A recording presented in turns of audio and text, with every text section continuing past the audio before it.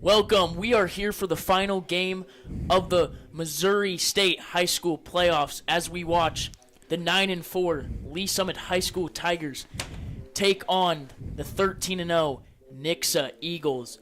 Cash, what kind of game do we have on hand tonight? Yeah, you said it was the last game. It's certainly not the least. I mean, this game is going to be a battle, and it's going to be a run-heavy game. I mean, we have two running backs that can really run the ball. I mean, we have Jaden McCaster, who's rushed for 2,035 total yards this year with 35 total touchdowns. I mean, that's insane. I mean, you talk about running the ball at a high level. He does that, and we have Preston Hatfield, who had a big game last week, who exploded for 251 yards rushing. So, I mean, we have two backs that can blow it up, and it's going to be a great game, and two offensive lines that battle, and they go head-to-head. So it's going to be a line matchup, and both these offensive lines, I mean, they do tremendous work, and it's unseen. Most definitely, Cash, and just sticking to that rushing attack side of it, NIXA is led by five-star recruit, Miami commit, has almost every offer you can think of, Jackson Cantwell. Tell me a little bit about him. Yeah, Jackson Cantwell's just a big guy. I mean, we talk about 6'8". I mean, he's got a lot of length, too, and he just gets out on the blocks, and no matter what, I mean, he can take two guys on at once. So at least someone has to come prepared and not get swarmed into those blocks, and they have to come up with a steady attack, maybe a two-side blitz the other side, but you know definitely they're going to be running to his side a lot. So at least someone has to form a game plan to try to get by him and try to get to the running back, Jaden McCaster.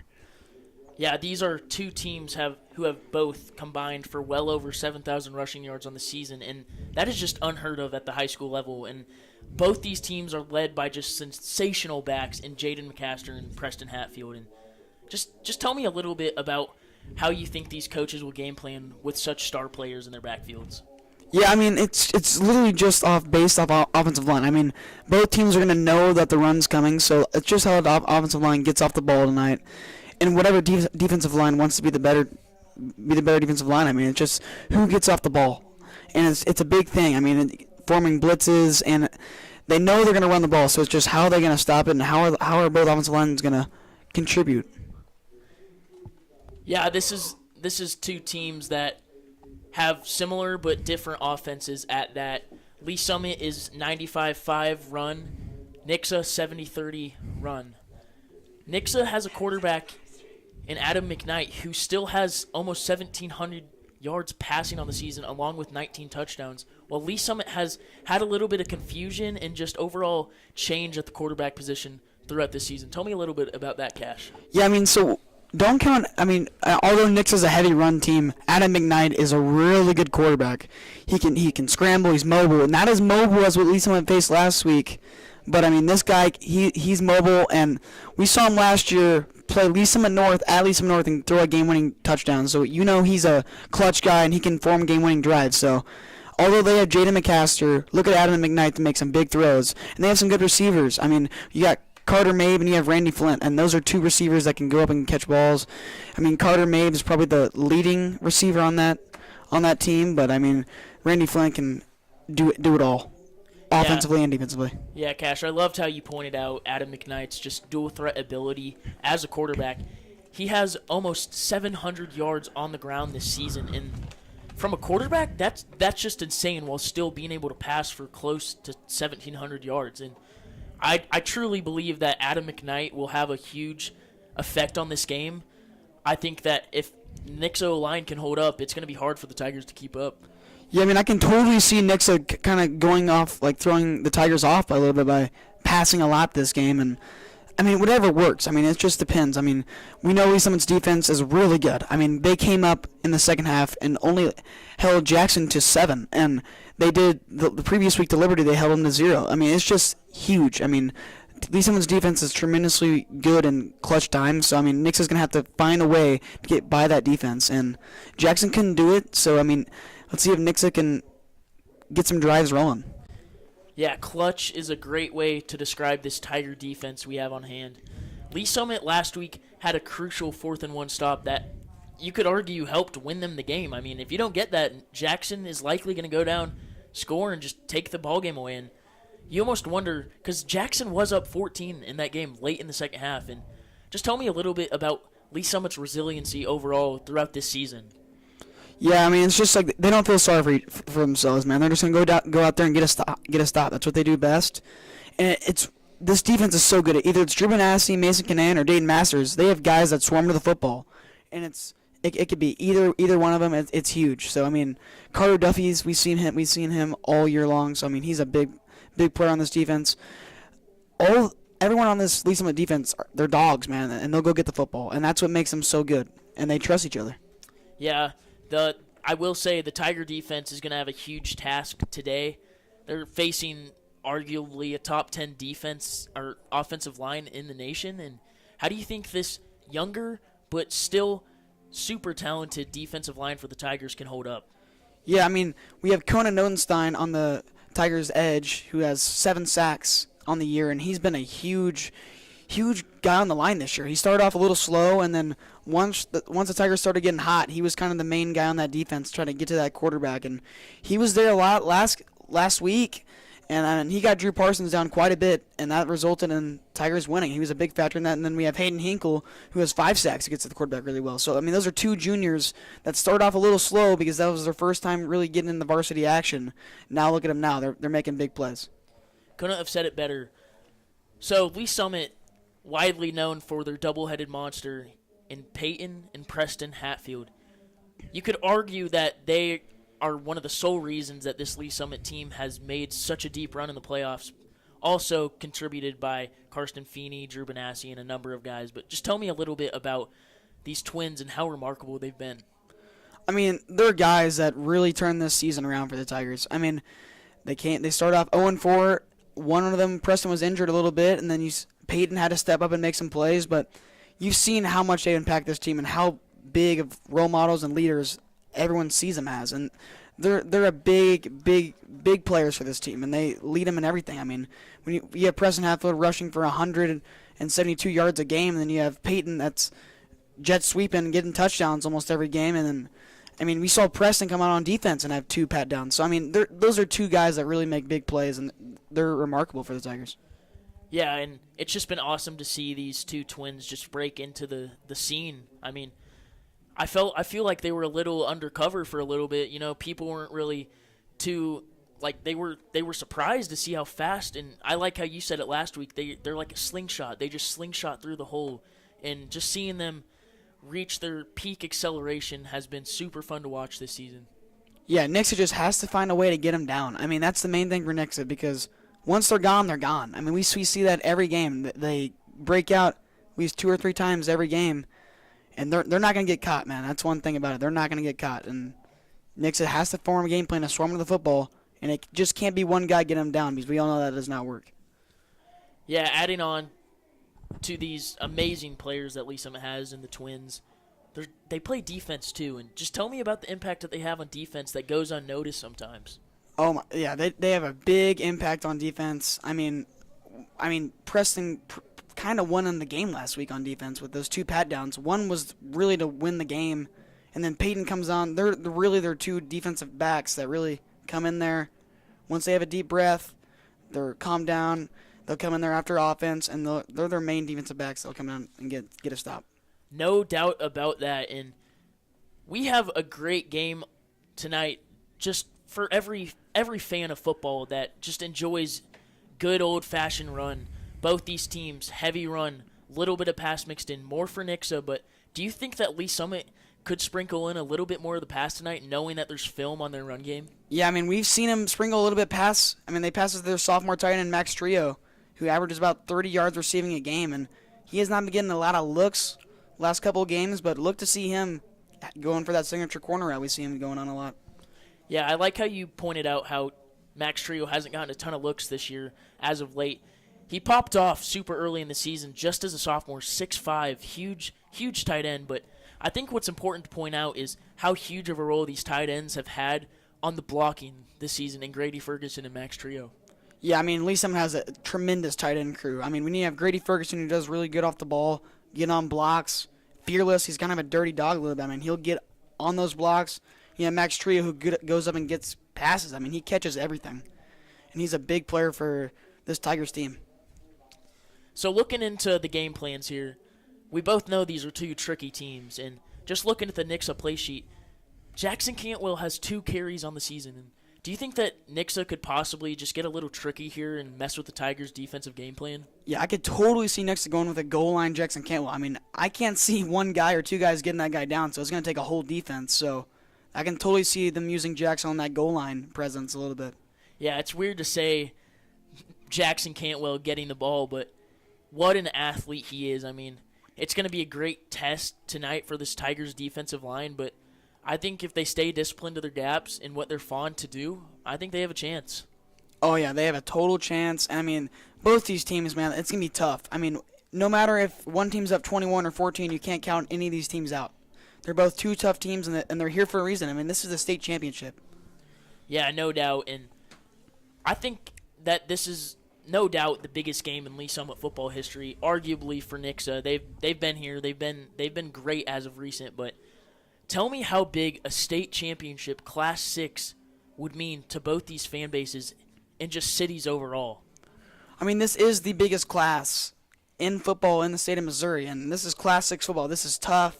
You'll see the most athletic guys in the state here to play. I mean, Lee Summit, although they're not ranked nationally, but I mean, you see NIXA's ranked top 100 in the country, so no matter what, I mean, NIXA's a really good football team, Lee Summit's a really good football team, but this is the biggest football as it gets, and this is the 2 best teams in the state, as we know. So, I mean, they're here for a reason. So, I mean, these teams obviously have good things about them. I mean, and they both come from different backgrounds. I mean, when you have a team that's lost, they start off 0-4, and then they have one team that's undefeated. I mean, I can see the Tigers totally testing this NIXA team. No doubt, and it's just been crazy to watch this season as the Tigers, particularly their secondary and defensive backs as a whole, have came in clutch time in and time out within the past weeks against Jackson, North Kansas City, North. Just tell me about how they've evolutionized from going 0-4 and letting up the pass to where they are now. I mean, it just, although they had some guys injured, key guys, it's just staying true to who they actually are. And they kept going to work every single day. They never gave up. And we talked about how the football players in the hallways were like, don't count us out yet, man. I'm telling you, we got more coming for us. And everyone in the hallways was just kind of laughing at him like, dude, you guys are 0-4. But no, man, these guys, they believe in each other. They believe in themselves. And not only that, they believe in their coaching staff. And that's one thing that a lot of teams don't have. Belief around trust and belief. It's awesome to see. And this Tigers team, something that's never been done before, I don't think, 0-4 to the state championship. And this is huge. And this would be a great way to end the story tonight to finish off on a victory this season. Cinderella in a story tale ending. I mean, watching this Lee Summit team just walk through the hallways at our school, you could tell something was different. You could tell there was a different mentality, and that has been never more evident than since Todd Miller came into the school and took them under his wing. Yeah, I mean, he's playing for his 5th state championship tonight, and he's obviously been here before, but not in this state. He won 4 in Pine Creek in Colorado, so this is obviously a very new setting for him. So, I mean, he's a really good football coach. To turn around a team from 0-4 to where they're at now, I mean, we see how good of a coach he is, and I mean, he's a great coach. To assemble a game plan, to not go to the traditional shotgun offense with a quarterback, to a heavy run defense that's wildcat all the way through. It takes guts as a coach to transfer an offense to do that, because if it doesn't work out, everyone's like, man, what's going on with our offense? So this is huge.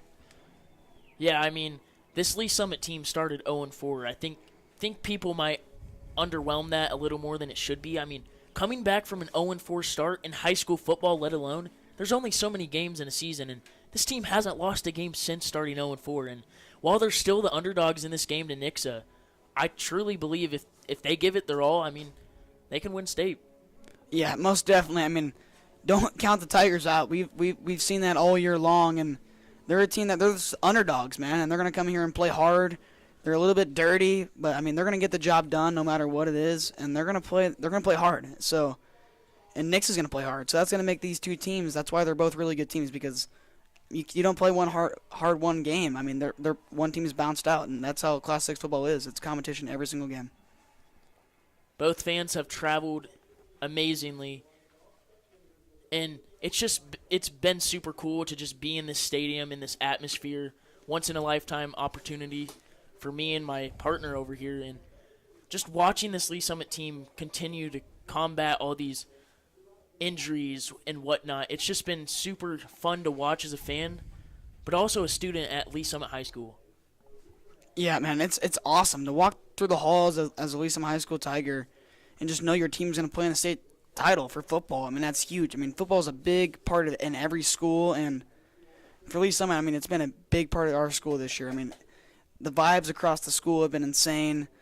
I mean, it started off down, but now it's crazy, man. Everyone has belief in the team. We have pep rallies. It's amazing.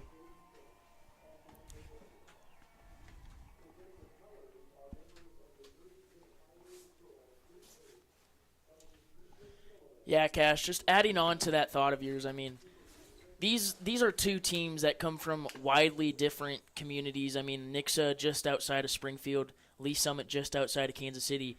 Lee Summit had a shorter distance. Do you think that the distance traveled to St. Joe tonight could play a factor in this game? Most definitely. I mean, those guys were sitting down for about 3.5 hours to 4 hours, and Lee Summit was only sitting down for maybe an hour and a half. So, I mean, keeping those legs loose, but I bet both teams got a chance to really get stretched out. So, I mean, that's a huge factor. And we will sing the national anthem now.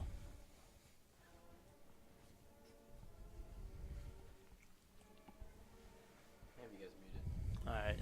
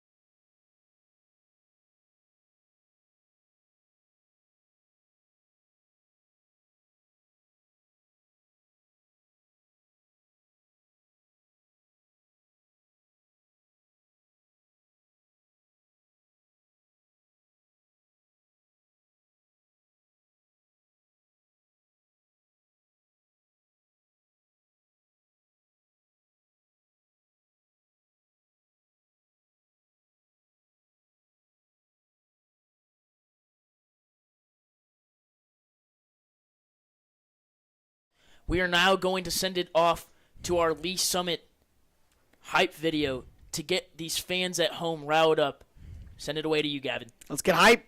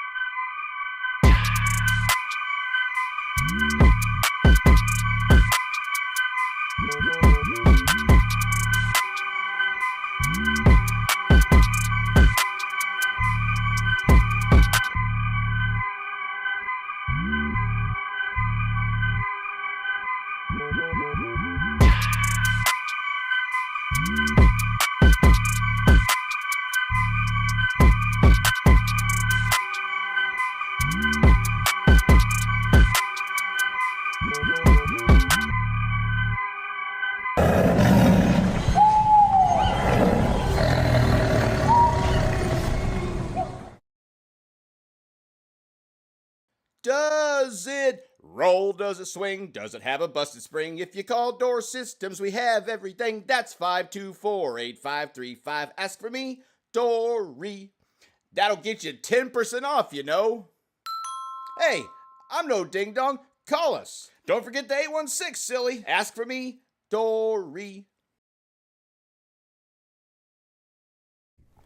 We are back, and we are ready for some classic high school football in the state of Missouri. We have two great teams on hand tonight.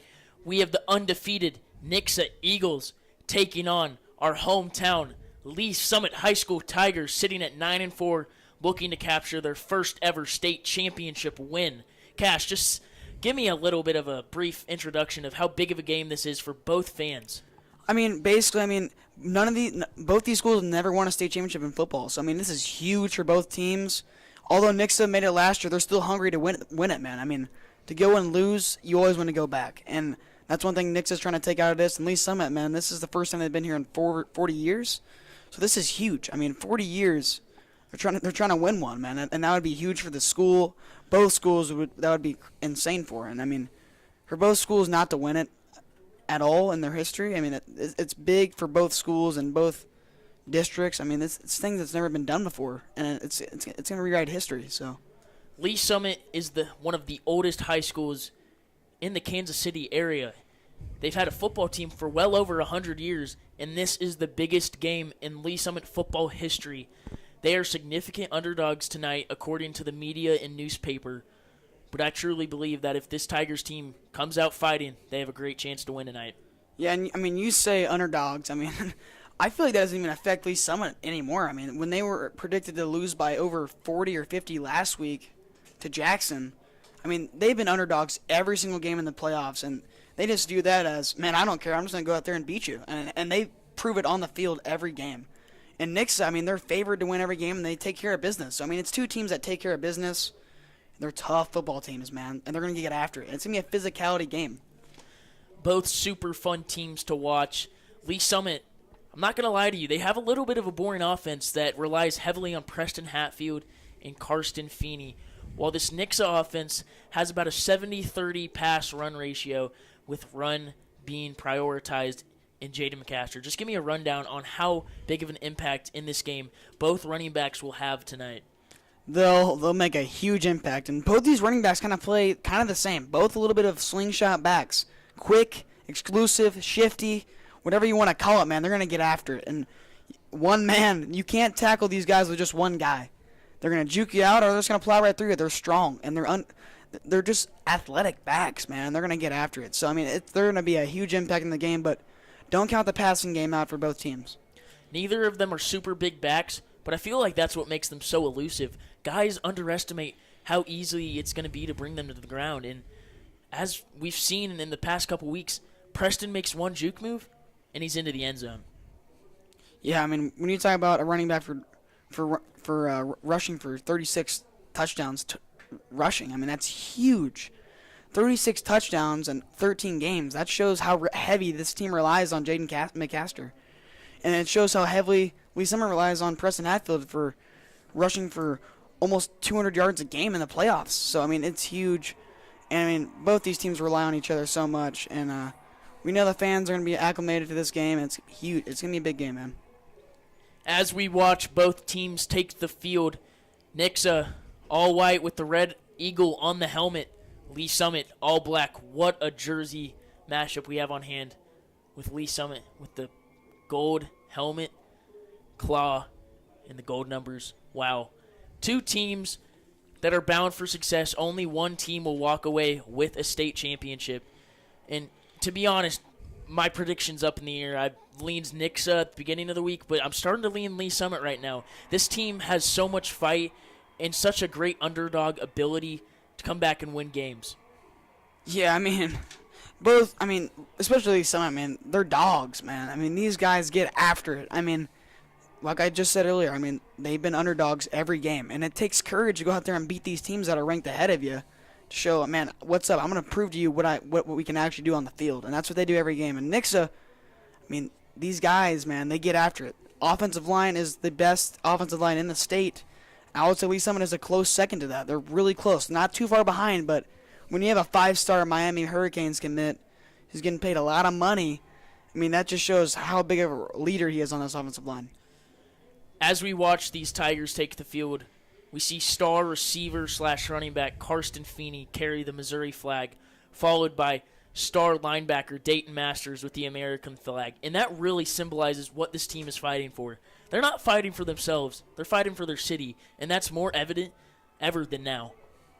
Yeah, I mean, they've been proving people wrong all year long. And that's what they do best. And they're fighting for a lot more than they're fighting for each other. They're fighting for their coach. They're fighting for their family. They're fighting for the school.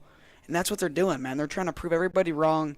Tough team. Tough team. They're going to run it right down your throat. And can you stop it? Or are you just going to get tired? And they wear teams down every game by just running it down their throat. Multiple TikTok accounts have been favoring NIXA by well over 20 points.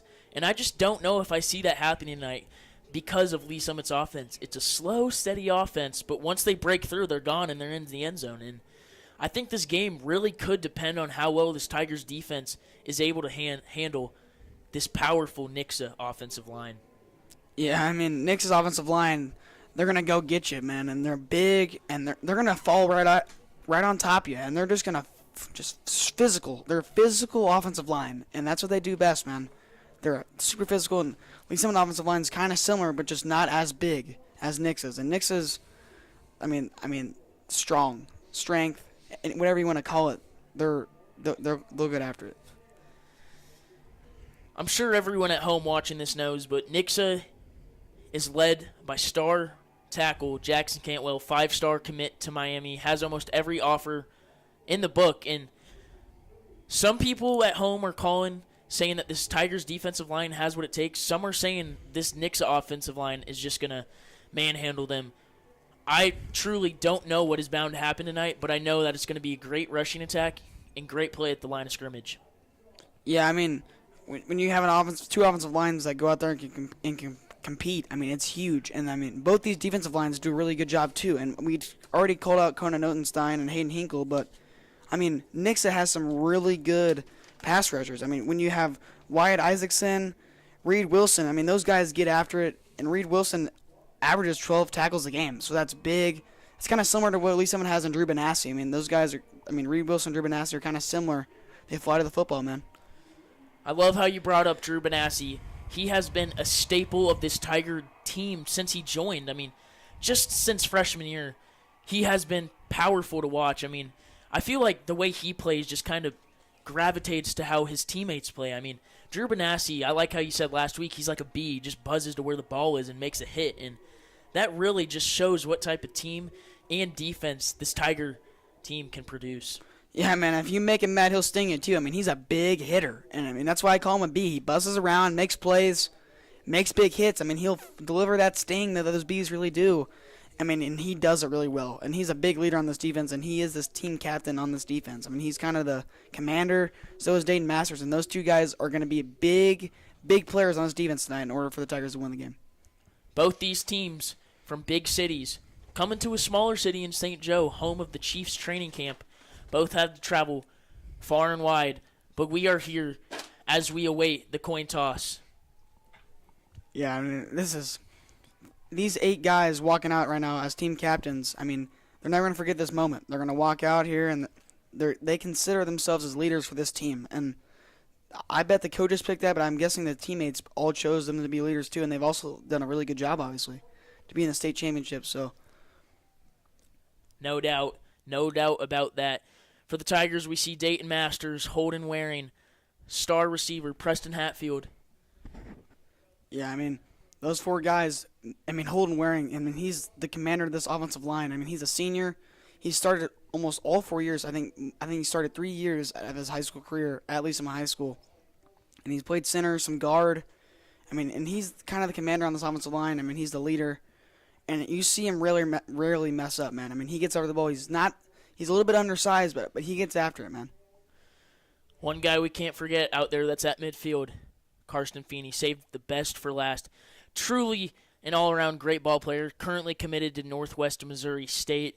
He's going to be a star there. We all know that, but I'm just really I'm nervous to see how he performs tonight, knowing that he's battled some injuries this season, and it hasn't seemed to deal with him, but if he gets into open space tonight, could be an easy win for the Tigers.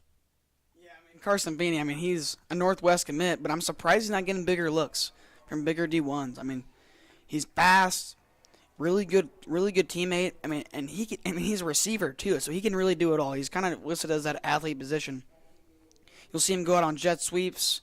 You'll see him make big blocks. You'll see him on defense even. So I mean, see him on quarterback. Yeah, I mean, he does everything on this team, and I mean, he's really kind of the heart and soul. I mean, he's that dog that every team really needs. As we watch the players shake hands, Lee Summit has deferred. NIXA seems to get the ball first. What a game we have, folks. 13-0, NIXA, led by head coach John Perry. Nationally ranked 97th in the whole country. Missouri ranked number 1. Lee Summit, not ranked nationally. Some think they should. Ranked 6th in the Missouri, 9-4 overall, 4-3 in district. That 4-3 in district does not do their record justice, though. They started off slow, and ever since then, they have just bounced back impeccably. And I mean, everyone's always like, man, if a team's hot, I mean, everyone always doesn't really believe in that. I mean, if a team's hot, they're hot, and I've always believed in that. I mean, same goes in any sport, and Tigers are hot. To win 9 games in a row and beat 4 really good teams back to back to back to back, that's incredible.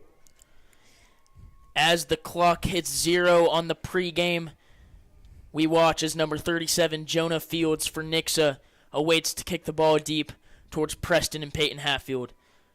Do you expect a return here, Cash?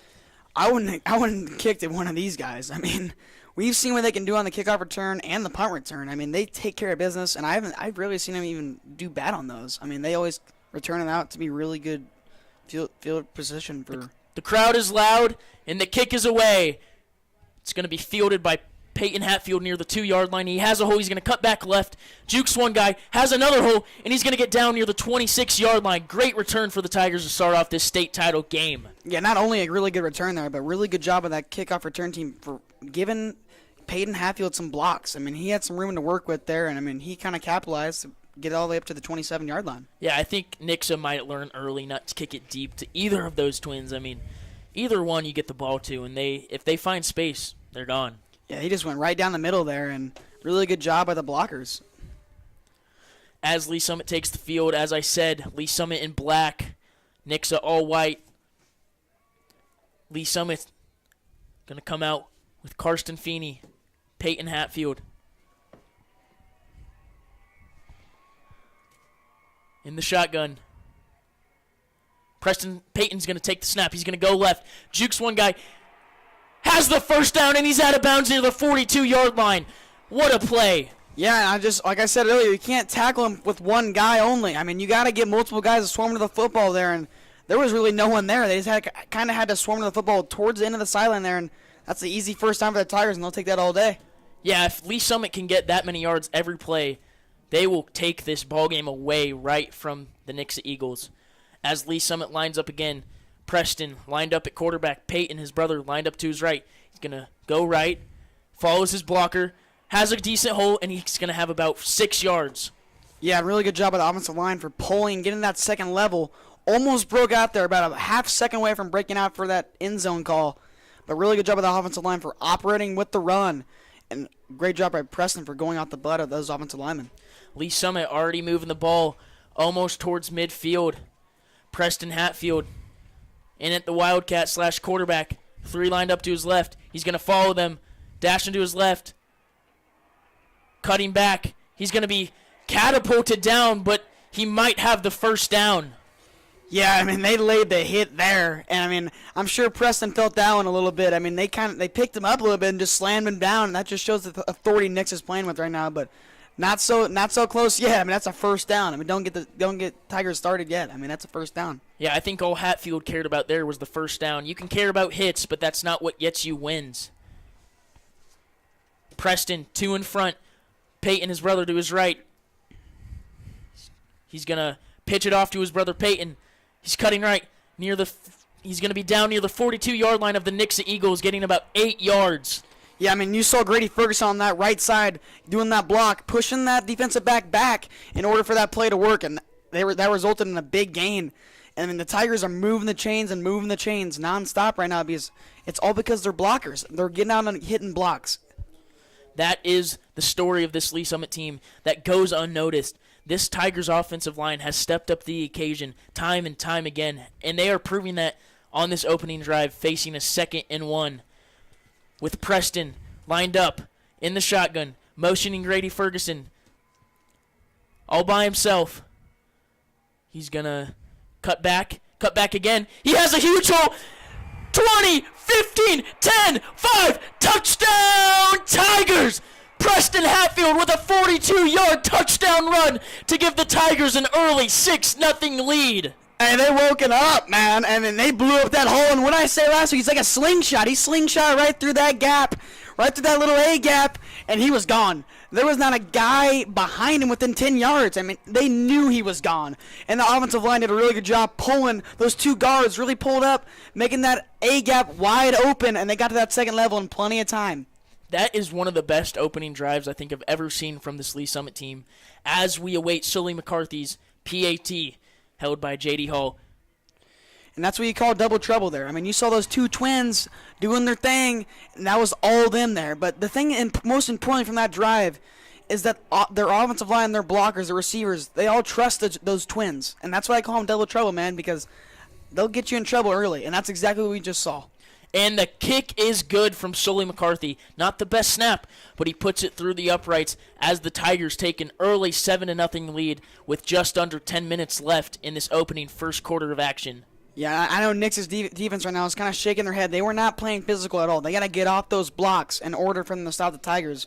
And they were not off those blocks at all. Tigers did a really good job initiating them and holding them. And that's a lot of things. That's hard blocking, is kind of holding your blocks. Tigers did a really good job there. No penalties or anything. That was a clean drive. I know we're a little restricted from the fans, but I can feel their energy from up here. They are riled up, as they should be. Lee Summit debatably just had the best drive of their season, driving down on NIXA's defense, scoring a 42-yard touchdown thanks to Preston Hatfield. Yeah, not only thanks to Preston Hatfield, but thanks to the offensive line. Pulling, doing a great job, doing what they have to do every single time in order to get those twins that little inch of room they need to work with.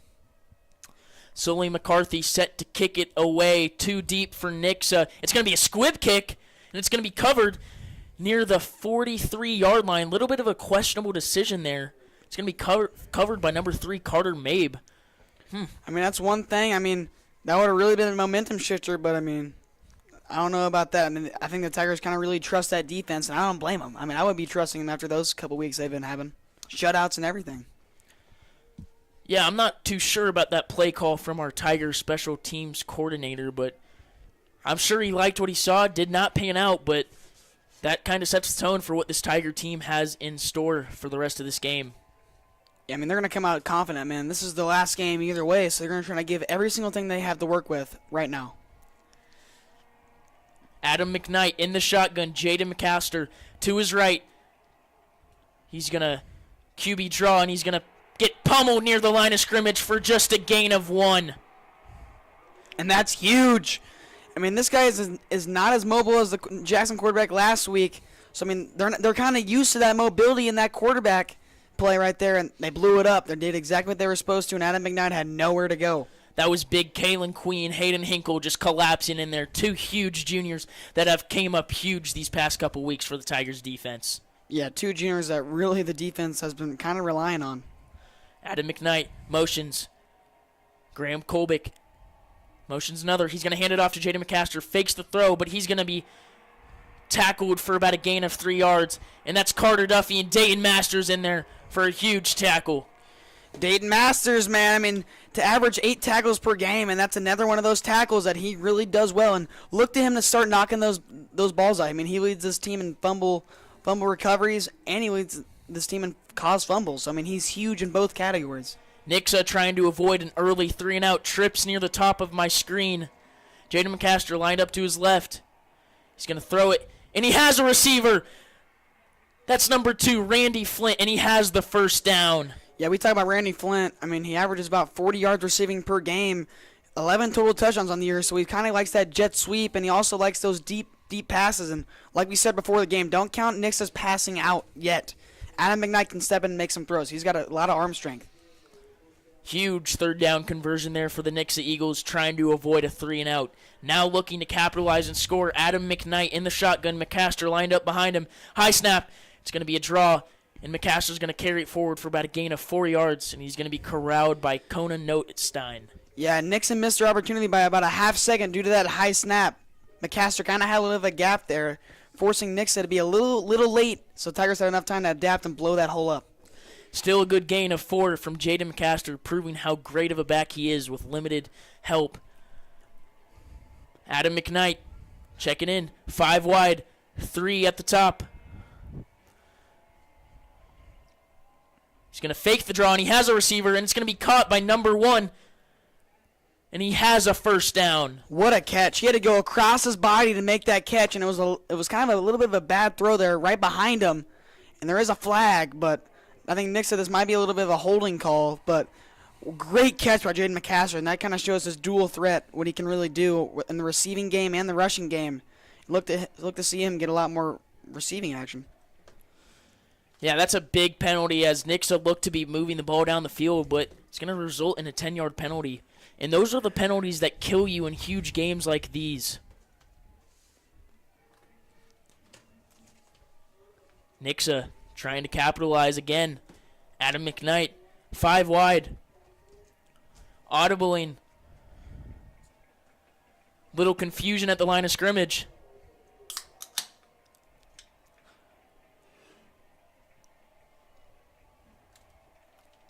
He bobbles the snap, stays in the pocket, throws it deep, has a receiver, and it is caught. That's number 11, Owen Muck. Touchdown, Eagles. What a surprising catch there. We haven't seen Owen Muck much all year long. And that was a dime by Adam McKnight. And that was not what you were expecting from Nixa that first quarter. I mean, they kind of bounced back there, and he threw that ball on a seam, man. That was a great throw that sent Adam McKnight on that inside seam route. And Tigers had a little bit miscommunication there, and great throw. Yeah, it looked to be a busted coverage down deep. But nonetheless, Nixa takes advantage of a huge mismatch as number 11, Owen Locke, trots into the end zone. And the PAT is good. Jonah Fields knocks it in. And what a turn of events. And that was one of the best throws I've seen in a couple weeks. That was a dime. What was that, a 35-yard throw? And great throw by Adam McKnight there. And, I mean, he showed his calmness in that pocket there, delivering throws. And, I mean, he's been here before. So, I mean, he's got really nothing to be that nervous about. Only 4 minutes into the game, 7:26 left in the first quarter. Both teams have already scored on quick drives. We are tied 7-7. Both teams 3 timeouts left as Jonah Fields looks to kick it deep to Preston and Peyton Hatfield. Yeah, Nix has gotten tested a little bit, but they've had some blowouts in these playoff games. But one thing we noticed about Lee Summit, it's been close, super close, every single playoff game so far this year. Coming from North to Liberty to Jackson, North Kansas City was pretty close. I mean, all 4 of those games are incredibly close. And, I mean, Nixa, I mean, they've had some blowouts. Job one kind of gave them a little bit of a fight. But, I mean, at least someone's kind of used to this. So, I mean, they're not freaking out quite yet. Nixa with a little bit of an odd kickoff formation. It will be a squib kick. And it's going to be fair caught near the 30-yard line for Lee Summit. Yeah, I think they kind of regretted kicking to Peyton Hatfield last time. So, I think they're going to try to kick a squib kick just so they can get their mobility down and plant their feet there and made a good tackle. As I said earlier, I mean, Nixa, as they should have, adjusted from that early kickoff. I mean, they stopped Peyton from escaping too far, but nonetheless, they were shown just how fast Peyton Hatfield can get into space and find the end zone. But Lee Summit's going to take over. 1st and 10, 27-yard line. Preston Hatfield takes snap, rolls out to his right. Peyton gets a block, and he's going to spin forward, and he looks to have the first down for a gain of 11. Again, that offensive line and those receivers, Max Trio get on that edge, pushing that defensive back a couple yards just so Peyton Hatfield can get those little yards because that 1 to 2 yards matter every game. This team is satisfied with short runs that ultimately end up in first downs. Lately, they've been able to bounce off huge runs, but we will see here as Preston Hatfield takes the snap, rolls out to his left, cuts back inside, and he's going to be tackled for about a gain of 6 to the 47-yard line. Yeah, I mean, I think the Tigers have averaged about 5+ yards a carry so far this game, so they're going to keep running the ball, and why would you stop? I mean, they've done a really good job at it all game long. And this offensive line is obviously not giving up yet. Nix's defensive line starting to push back a little bit because this offensive line's physical. They'll get after you. Yes, they will, as Lee Summit lines up with a 2nd and 5 near midfield. As Preston takes snap, dashes back, cuts back inside, and he's going to be clobbered around the line of scrimmage. That's number 25, Urban Arnold for NIXA. Urban Arnold does a really good job all year long plugging the gaps. That's the 2nd tackle for loss in 2 weeks, so he's done a really good job getting that backfield. Showed again right there, blowing up the hole. Tigers offensive line didn't have enough guys to really cover that blitz. Really good play call by that defensive coordinator. Lee Summit facing their first 3rd down of the game, 3rd down and 5. Looking to score and take the lead right back. Preston Hatfield, 4 to his left, 1 at the top. Takes the snap, cuts to his left, has a hole, and he's going to be just short of the first down near the 46-yard line. Yeah, looked to be barely short there. Good play call. One of those more, that could be a first down.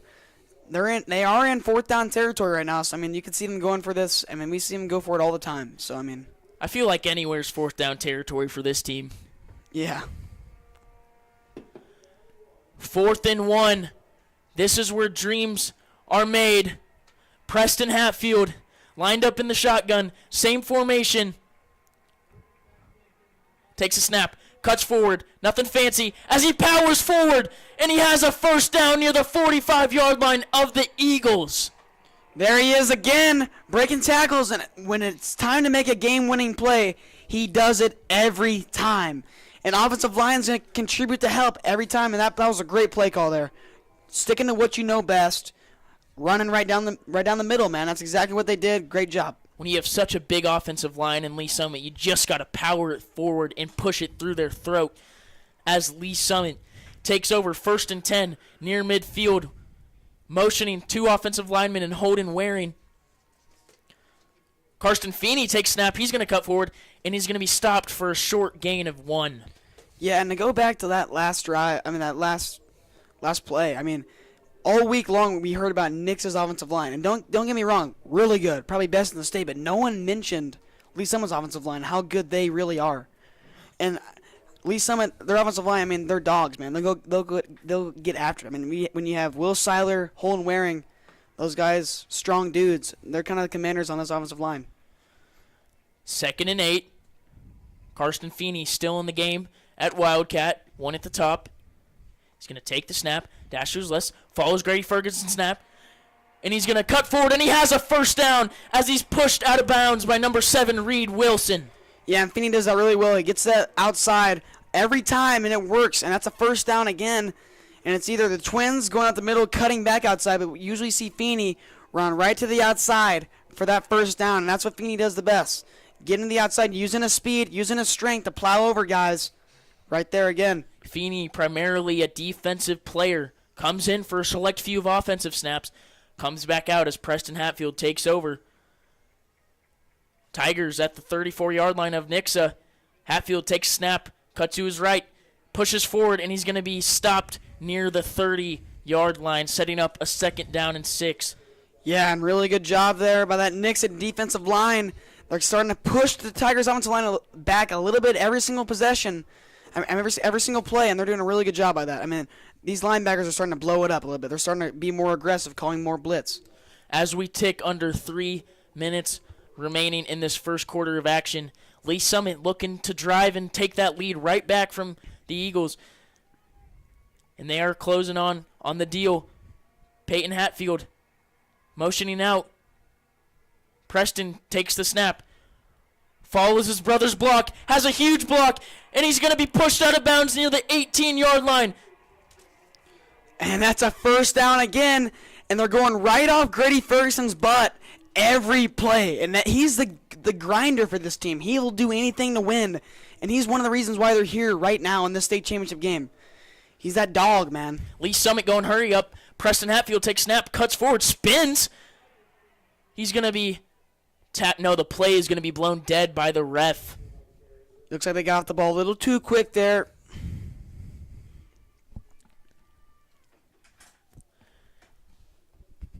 It's going to be an illegal substitution on the NIXA defense. Oh, wow. I mean, I was just surprised how fast Preston got the ball and ran so fast. I thought it was for sure offsides. It was not, but Lee Summit's going to be set up with an even better chance to convert and get into that end zone as Julian Manriquez checks out of the game for Karsten Feeney. Lee Summit taking their time here. Yeah, we've seen them go fast pace a lot the last couple of weeks, and now they're starting a little chill out a little bit, and we see them going to this too heavy side. Feeney and Trio at the top of the screen. Watch the pass. Hatfield rolls to his right. Past the line of scrimmage. Keeps moving his legs. In for the touchdown, Tigers! I mean, can you stop him? I mean, you had to be watching film all week. You got to know this guy is the guy. I mean, that was too easy for Hatfield again. I mean, he kind of walked his way in, got a little hit towards the end. I mean, impossible to tackle, basically. I mean, offensive line, but mainly the receivers are getting it done today on those blocks. Holding those blocks, giving Preston enough time to go right through him. Don't got to hold him from that long. He's too fast. I mean, he's a pretty fast guy, so. You call him the slingshot. I call him the star. What a player he is as he keeps moving his legs. As the PAT is good from Sully McCarthy. He's been perfect all year, and he proves again as Lee Summit takes the lead 14-7 with 2:37 left in this first quarter. And we will go to commercial.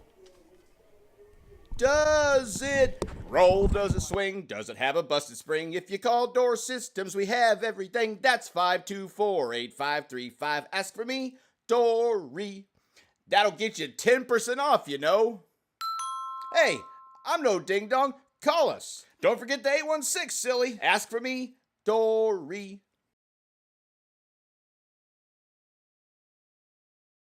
We are back from commercial break as Sully McCarthy looks to kick it away deep to this NIXA powerful return team led by number 2, Randy Flint, looking to take one back. Wonder if Lee Summit will kick it deep this time.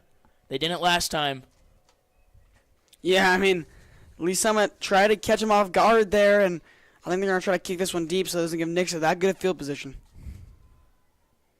Sully motioning his kickoff team. And the kick is away. It's deep. It's going to be blown dead. It's going to be a penalty on the Tigers. Looks to be an offsides, and we will re-kick that farther back. Yeah, they're going to re-kick that one. And just to go back off the last drive by the Tigers, they're just going to keep running the ball. And offensive line's working, receivers are working, offensive coordinator is working. Everybody's working right now, and this is amazing to watch. I mean, it's great, and Tigers are doing exactly what they've probably been working on in practice, getting on those blocks and holding them so Preston can work. Sully McCarthy kicking it 5 yards farther back. Randy Flint awaiting that kickoff. And the kick is away. It's a line drive. It's going to be fielded near the 26-yard line. And he's going to be pummeled near the 34-yard line. What a kickoff team this Lee Summit off team has. I mean, and just going back to this, I mean, both these teams, this is just a lifetime experience. A lot of people have never experienced this in their entire life. And, I mean, these players, these fans, we're never going to forget this day. I mean, it's just taking advantage. And these teams want to end their story in a remarkable fashion, and they want to end the story on a happy ending, and this is what they're coming here to do today. That they are, and NIXA is looking to tie the game once again. We look to have a shootout on our hands, Cash, as both teams have been getting in the end zone left and right, as Adam McKnight lines up in the shotgun, motions Randy Flint. He's going to hand it off to him, and he's going to get outside. He's going to get some yards, and he's going to be pushed out of bounds near the 40-yard line of Lee Summit. And then using Randy Flint's speed right there, going on that right sideline. He loves the sideline, man. Those guys that are really fast, they love riding the sideline. That's exactly what Randy Flint did right there. Fast receiver. And we see him going on jet sweeps all the time. When we talk about 11 total touchdowns, that's just not 11 receiving touchdowns. That's 11 rushing. I mean, that's 11 either rushing or receiving. So we know he's a run game threat. Clock ticking just under 2:26. Adam McKnight in the shotgun. McCaster lined up behind him. He's going to hand it off to him. He has a huge hole, and he's going to cut forward, and he's going to be pushed out of bounds. No, he's not. He's going to keep moving his legs inside the 10. Touchdown, NIXA! Jaden McCaster, I thought he was gone, and he was just about gone. I think might have got maybe a pinky toe out of bounds. Yeah, they're going to say he was out of bounds. Yeah, I thought he might have stepped out of bounds, but the refs did not blow it dead. A little bit of confusion there, but NIXA's moving right now, and they're not running particularly to Jackson Cantwell's side that I bet Lee Summit's been strategizing all week long. They've been kind of countering off, kind of faking that side that Jackson Cantwell's on, going right around to the other opposite side, right in the sideline. I mean, that just shows how good of a back Jaden McCaster is right there. NIXA 1st and 10 from the Lee Summit 25. As there looks to be an inadvertent timeout from the refs.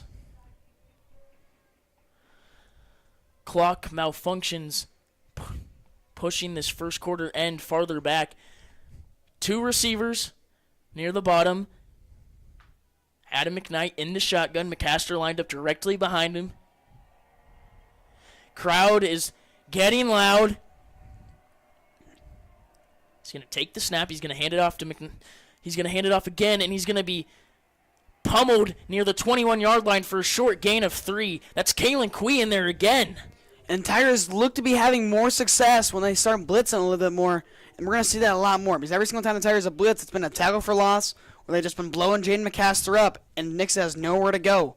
They're doing a really good job all game on that so far. I mean, they're leaving NIXA with nothing, so NIXA's going to probably look to pass on this one. Late substitutions for Lee Summit. McKnight takes snap. He's going to cut forward. He's going to take the ball, and he's going to be pushed down near the 19-yard line. That's Hayden Hinkle and Drew Benassi in there for a huge tackle, setting up another 3rd down. Drew Benassi's there again. I mean, he's a hawk, man. He's a ball hawk. He's all over the place, and he makes a big hit there to push him back. And big-time hit there, but NIXA still gained about 3 or 4 on that, so that's a big gain by them. And we see Adam McKnight doing that play a lot, that just QB draw, hike it and go. 4 receivers, evenly split. McKnight, shotgun, motions Randy Flint. He's going to hand it off to Flint. He's going to cut back forward, and he has another hole, and he has a 1st down. He's going to be tackled by Peyton, but he will have well over 15 yards on that run. Yeah, that's the 2nd jet sweep we've seen so far by Randy Flint, and we thought he had the outside, but no, he cut it back inside, gaining about 15 yards on that one. The outside's been working all game for NIXA, but they said, why not? I'm going to cut it back this time, gaining about 15 on that. Clock ticking, under a minute left in this first quarter. McKnight, same formation. And there's a flag. Looks to be either an offsides or a false start. I mean, this game has been a shootout. Both teams have been driving down the field, and NIXA is going to look to tie this ball game up as they're in the red zone. It's going to be encroachment by the Tigers defense. Another bad mistake you can't make in games like these, pushing NIXA 5 yards closer to pay dirt. Yeah, I mean, nerves are kicking in on both teams right now, and I mean, Conan Nodenstein jumped off a little early there on that left edge. Same exact formation. McKnight with McCaster lined up right behind him. McCaster's going to get the ball. He's going to be tackled for no gain. That Tigers D-line just collapses through, led by Mason Canaan from linebacker. And you see the defensive line pinching in, and it gave Mason Canaan enough time to go off the edge rusher's butt to make that tackle in the backfield. Huge tackle by the Tigers, and that's a total momentum shift right there. That's what Mason Canaan does. I mean, he has 6 sacks on the year with 7 tackles a game, so, I mean, he's a big part of his team. And that will take us to the end of this exciting first quarter of action. And what a ball game we have, folks. We are off to commercial. Does it roll? Does it swing? Does it have a busted spring? If you call Door Systems, we have everything. That's 524-8535. Ask for me, Dory. That'll get you 10% off, you know. Hey, I'm no ding dong. Call us. Don't forget the 816, silly. Ask for me, Dory.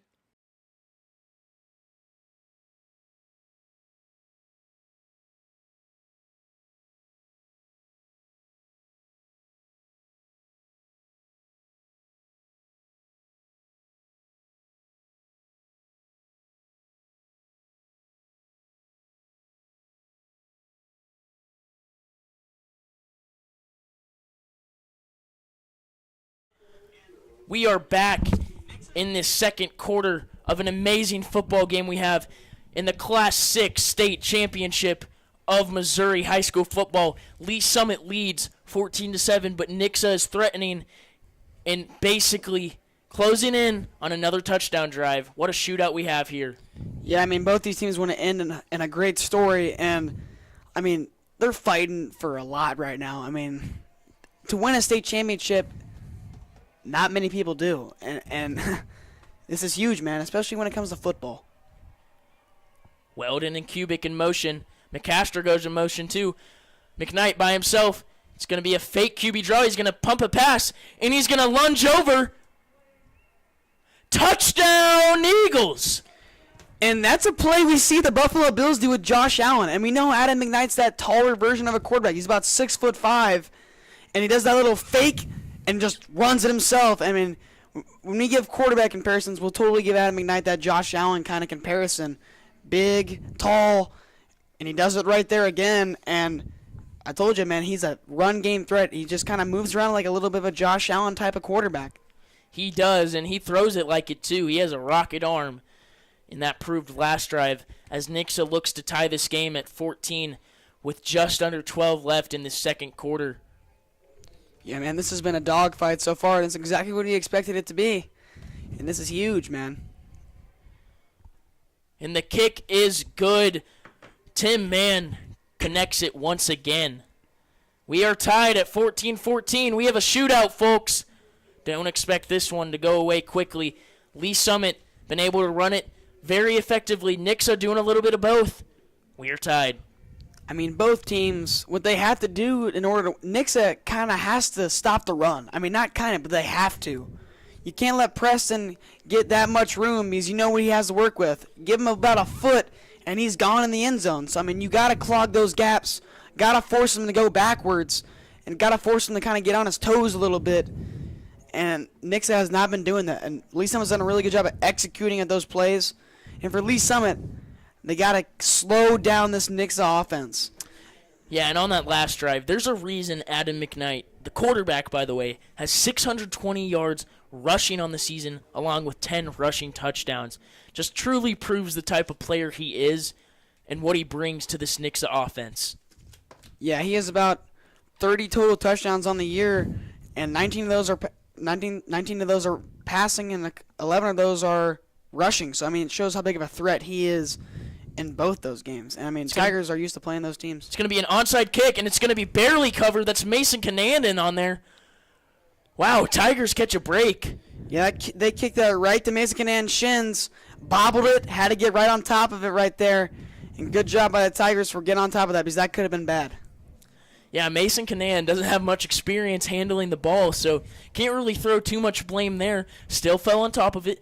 Tigers ball near midfield, great field position as the offense trots back onto the field. Yeah, and this offense is moving, like we've been talking about, moving every single play, and they've been gaining about 5 yards every play if I would do the average on that, and they've done a really good job. Preston Hatfield in at quarterback. He's going to cut to his left. He's going to throw it to his brother Peyton, and he's going to avoid one tackler. He's going to avoid another, and he's going to be pushed out of bounds for a short gain of 1. Yeah, and Peyton would almost stopped there. It was just a little bit of an arm tackle right there by NIXA's number 21. Kind of gave him a little arm tackle. Peyton spinned off that and kind of made something out of nothing there and got lucky there. It's going to be 2nd and 9, 11:25 left in this second quarter. Lee Summit trying to take the lead back. Yeah, that's the second screen pass we've seen the Twins throw to one another so far this game, and first time it worked. That second time it got a little bit risky there. I kind of wanted to see Preston kind of keep that and take that on himself. Extra offensive lineman in. Hatfield takes snap, cuts right, has a huge hole, has a block.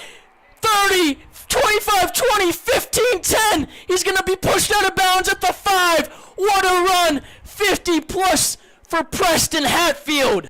And he has been everywhere on the field, man. I mean, he's been rushing down the middle, outside. This time he took it right down the middle, bounced it to the outside, and NIXA had a foot there, almost a house call on that one, and they got it. NIXA's got to come up with a game plan. You got to stop him. And then starts all up front. At least someone's dominating the up front game right now. No part of me can say how explosive of a player both those Hatfield twins are. As Preston lines up at quarterback, once again, Grady Ferguson motions to his left. Peyton at the top. Preston's going to take snap, has a block, and he's in! Touchdown, Tigers! They take the lead, 20-14, early in the second quarter. And is this a shootout or what, Will? I mean, we've been seeing two teams go down the field every drive so far and just score. And, I mean, this one was just remarkable. I mean, 2 plays in, already a 55-yard-plus gain, and then you got him again there for an end zone to call. I mean, he deserved that touchdown. I mean, he's done everything so far tonight. That he has 2 touchdowns on the night already, and we're not even in the second half. Lee Summit trying to take a 7-point lead. Sully McCarthy. Snap is down. Kick is down. And it is good. Tigers are up 21-14. Kick barely squeaked through, but nonetheless, Sully McCarthy 3 for 3. Tigers up 7. Wow, and both offensive lines have been doing a tremendous job this game. Like we called before the game, we said these offensive line, 2 of the best offensive lines in the state. I mean, they're both been running the ball. We've had 1 deep pass so far tonight, but other than that, it's been a run-heavy game, and at least some of the offensive line has given Preston Hatfield a tremendous room to work with. You can feel the vibes warming up. Lee Summit has the lead. Many didn't expect that this late in the first half, but they do as they are set to kick it off away to Randy Flint and company once again. Yeah, and the Tigers got to look to get a stop here. They got to stop the momentum of NIXA because, I mean, they've scored every drive they've had, same with Lee Summit. So it's been an offensive-heavy game, so it all comes down to what team's going to get that stop. What team's going to come up on that 3rd and 10 and just come away with the stop, and it's huge. Sully McCarthy set to kick it away. Don't be surprised if it's a little onside kick. We've seen it already. And the kick is away, and it's a squibber. It's going to be stopped, and there's another flag on the kickoff, likely on the Tigers kickoff team. Yeah, this will be another penalty on that Tigers kickoff team, and a little miscommunication there. We've seen a little trickery from that onside, that first one. Both teams have done an onside kick, and they've almost both connected with them. So stay cautious on that. I bet both these teams have their hands teams out there just preparing for this onside kick. No doubt about that, and that just makes the kick 5 yards farther back. Once again, 2 straight times. Not Sully's fault, but he's going to need a big kick here to set NIXA back in bad field position. Yeah, but NIXA's dealt with bad field position all year long, and they've been doing well with it. I mean, I don't think there's any bad field position for NIXA. Yeah, I mean, they've done great wherever they've been on whatever they've had the ball. And it's going to be a squib kick from Sully, and it's going to be fair caught near the 35-yard line. That's number 6. That's number 6 for NIXA. That's Carter Mabe. Yeah, and Carter Mabe, he's the leading receiver for this team. He's the guy that you're really going to see catch all these passes tonight. And that was a good recovery there. That could have been bad. And Carter Mabe, big player for NIXA this year, and not a heavy passing team, but when they have to pass, Carter Mabe's usually their go-to guy. Adam McKnight, similar formation, hands it off to his back. McCaster avoids one tackler, and he's just going to run out of bounds. Looks to have a loss of 1, and that's Dayton Masters pushing him out. Yeah, and McCaster had nowhere to go. Tigers clogged it up on that left side there, doing a really good job on that edge. Not forcing him totally inside, but kind of forcing him to make a decision, and he had nowhere to go. Clock stopped at 10:41, 2nd and 10. NIXA. Adam McKnight communicating with his coach, John Perry. They're 13-0 for a reason. Trying to bounce back. 2nd and 10. Trips at the bottom. Motions his receiver, Scholar Brown. And Adam McKnight's going to take it, and he's going to be wrangled, but he has the first down for a gain of 12. Yeah, and Adam McKnight's not a one guy you can just sit and tackle him. He's a big dude. You're going to have to send multiple guys to tackle him. You can't count him out on the rushing game whatsoever. And we've seen him already have a touchdown tonight, and he's been doing those QB sneaks all game long so far. That's got to be the 6th or 7th time we've seen him do a QB sneak. I mean, it's been working for him. You got to give him credit, as NIXA is at directly midfield with 3 in the backfield. McKnight motions McCaster. He's going to draw up the fort, and it's going to be blown dead. You look to be some controversy up front. As we await the call, it's going to be a false start on NIXA, pushing them 5 yards back to the 45-yard line. Just more adversity they'll have to face to try and tie this game. Yeah, and more adversity that they've dealt with so far this year. And NIXA, I mean, we've seen him score 40-yard touchdowns already from the past game so far, so don't count him out yet. And no matter how far they are away, I mean, they can complete anything. So they got all the playmakers they need. Fans are here. Fans are loud. McKnight, he's going to dump it off. McCaster looking to throw. He has a receiver, and it's going to be caught. That's number 11, Owen Locke, with another huge catch from McCaster this time, and he's down inside the 20-yard line. Holy cow. I mean, we saw a pass in the backfield to a little bit of a screen pass. We see McCaster do what he does best. Not best, but we do what he can do, and shows how good of a football player he is, and makes an acrobatic, 1-foot fadeaway kind of throw, and that was awesome to watch. I mean, that was insane. Great play call there, and a little bit risky, but McCaster shows why he's a playmaker, making those big plays. McCaster's first ever throw in high school football is good for a 30-plus yard gain. As Adam McKnight takes a snap, he's going to hand it off to McCaster, and he's going to go to his left. He's going to have nowhere to go as he's going to be pushed out near the 19-yard line, and that's Carter Duffy and Kalen Quee in there. Yeah, and going back to that last play call, that was amazing. I mean, to call that play, we talked about it. They were 1st and 15, and they tried something out, and it ended up working in an explosive way. And great play call there, and great execution. I know they probably practiced that in practice all week. NIXA trailing Lee Summit by 7, 8:45 and ticking left in this first half of action. 2 receivers. McKnight motions his tight end Kubik, and he's going to hand it off to McCaster. No, he's going to keep it, and he's going to be pummeled in the backfield for no gain. That's Hayden Hinkle in there for a huge tackle. Hayden Hinkle, he's that junior. He's been doing it all so far, and that's a 6th sack on the year. And no better time to get a sack than the state championship football game. No doubt.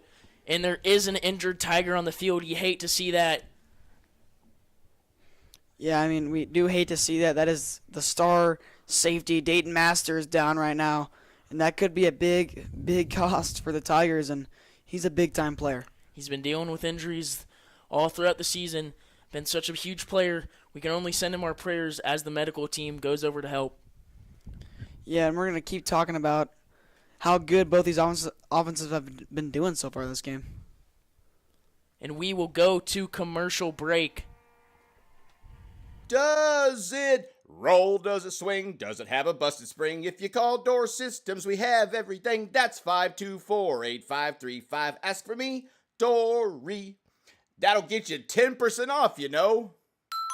Hey, I'm no ding-dong. Call us. Don't forget the 816, silly. Ask for me, Dory.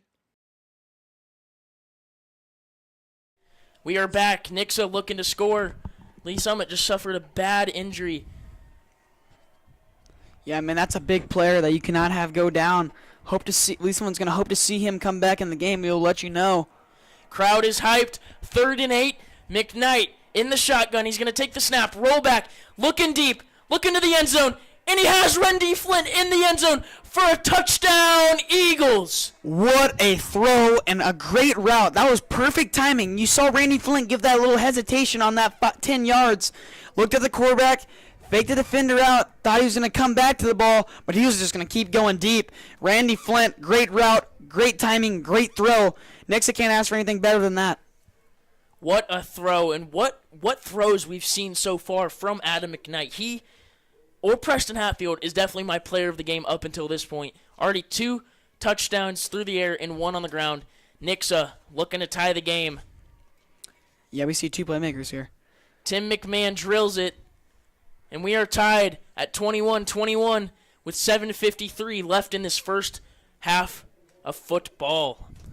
Yeah, and that was a dime, Will. I mean, he threw that in the back of the end zone. Not bad coverage there. Just got a little bit twisted up in his feet. 1.5 step away from that being an interception. Great throw. Perfect timing on that route. You can see him and Randy Flint practice that a lot, obviously. And that's me, Randy Flint's 12th touchdown on the year. And he's a big-time player.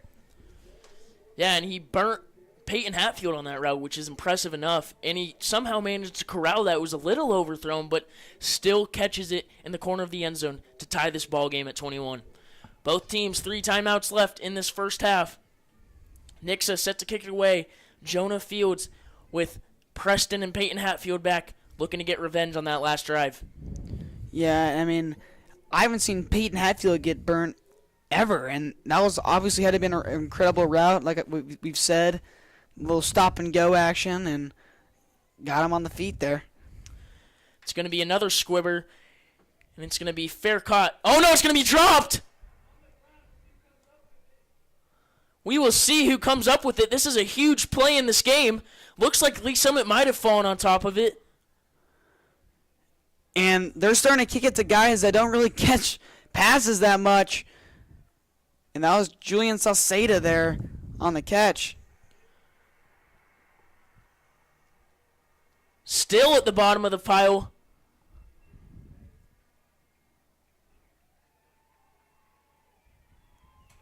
And Lee Summit has recovered. Phew. Yeah, I mean, that could have been huge for NIXA and awful for Lee Summit because we're going to see a lot of squib kicks because not one of the teams wanted to kick it to either the Hatfield twins or to Jaden McCaster. So, I mean, those are 3 threats on the kickoff return game, so we're going to see squib kicks all game long.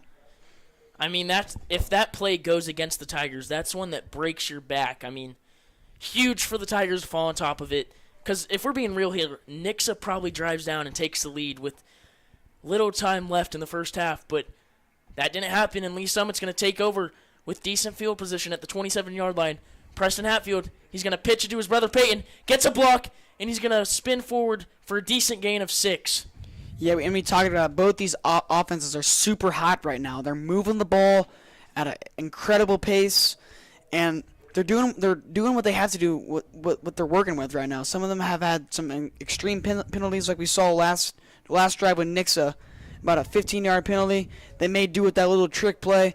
I mean, both offenses are super hot right now, so we'll see some crazy things so far. I'm curious to know how many yards total has been just ran on the ground this game, but there is a flag on the field. Looks to be an illegal formation on the Tigers. Yeah, looked like they had three guys right there in that backfield area, and they had one guy a little off to the ball. He should have not been that far over, and that's going to result in a penalty. Lee Summit getting pushed basically to where they were already. It's going to be 2nd and 9. Preston Hatfield in the backfield. His brother lined up to his left. Max Trio at the bottom. Hatfield's going to take the snap and run right up the middle, and he's going to have not much. He's going to be tackled near the 32-yard line, and that's number 20, Max Nickel. Yeah, and great job by Max Nickel for pinching that gap right there. Someone had nowhere to go, and offensive line did the best they could to try to open it up, but that pinch rotation by those 2 D tackles really sold the deal for NIXA right there. Really good job by NIXA's defensive tackles. Just under 7 minutes left to play. Tigers need a score here going into half. Ferguson motioning. Hatfield forward to his right. He's going to fake the snap. And it looks to be another costly false start on the Tigers offense. Yeah, and Tigers cannot afford that. That's 2 penalties so far this game. This drive that are really going to be very costly for this team. It's going to be 3rd and 11. Lee Summit's first major task at hand on 3rd down up until this point in the game. Lee Summit, Cash, we're being real here. Lee Summit's got to capitalize on this drive if they want to stay in this game with NIXA. Yeah, we say it's 3rd down, but, we know they're going to go for this no matter what. We know what type of team Lee Summit is, and they're going to pull something out of their hat anytime they need, so. Hatfield's going to take the snap, looking to pass. He is going to pass it, and he has his brother Peyton, and he looks to have a first down. Yeah, you see Peyton Hatfield run that little 10-yard and out route, and he was wide open, and that was a brother-to-brother connection right there. And Preston was getting hit on that. Surprised he was able to make that throw for not even being a quarterback. So that was impressive to see right there. And that brother-to-brother connection we've seen all game long so far. We've seen those two guys kind of take over that offense. Those are the play calls that make Todd Miller such an electric coach, and why Lee Summit has come this far in the playoffs. Lee Summit trying to score and take the lead back. Just about 6 minutes left to play. Hatfield. 3 to his right, and there's going to be a timeout called by the Tigers, leaving them with 2 remaining. And we will go to a commercial break, folks. What a game we have. See you after the break. Does it roll? Does it swing? Does it have a busted spring? If you call Door Systems, we have everything. That's 524-8535. Ask for me, Dory. That'll get you 10% off, you know. Hey, I'm no ding-dong. Call us. Don't forget the 816, silly. Ask for me, Dory.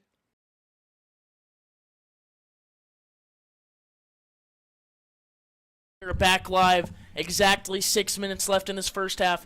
Both teams trying to think of a strategy. John Perry for NIXA has led his team to a 13-0 start to this point, trying to make it 14-0 with a state championship win. Lee Summit trying to finish the season off hot with a 10-4 record, ending with state championship, and they're also looking to score right here. Yeah, we talked about, these are two teams looking for a dream to come true, and they're going to push to make this dream end how they wanted it to end, and this is huge.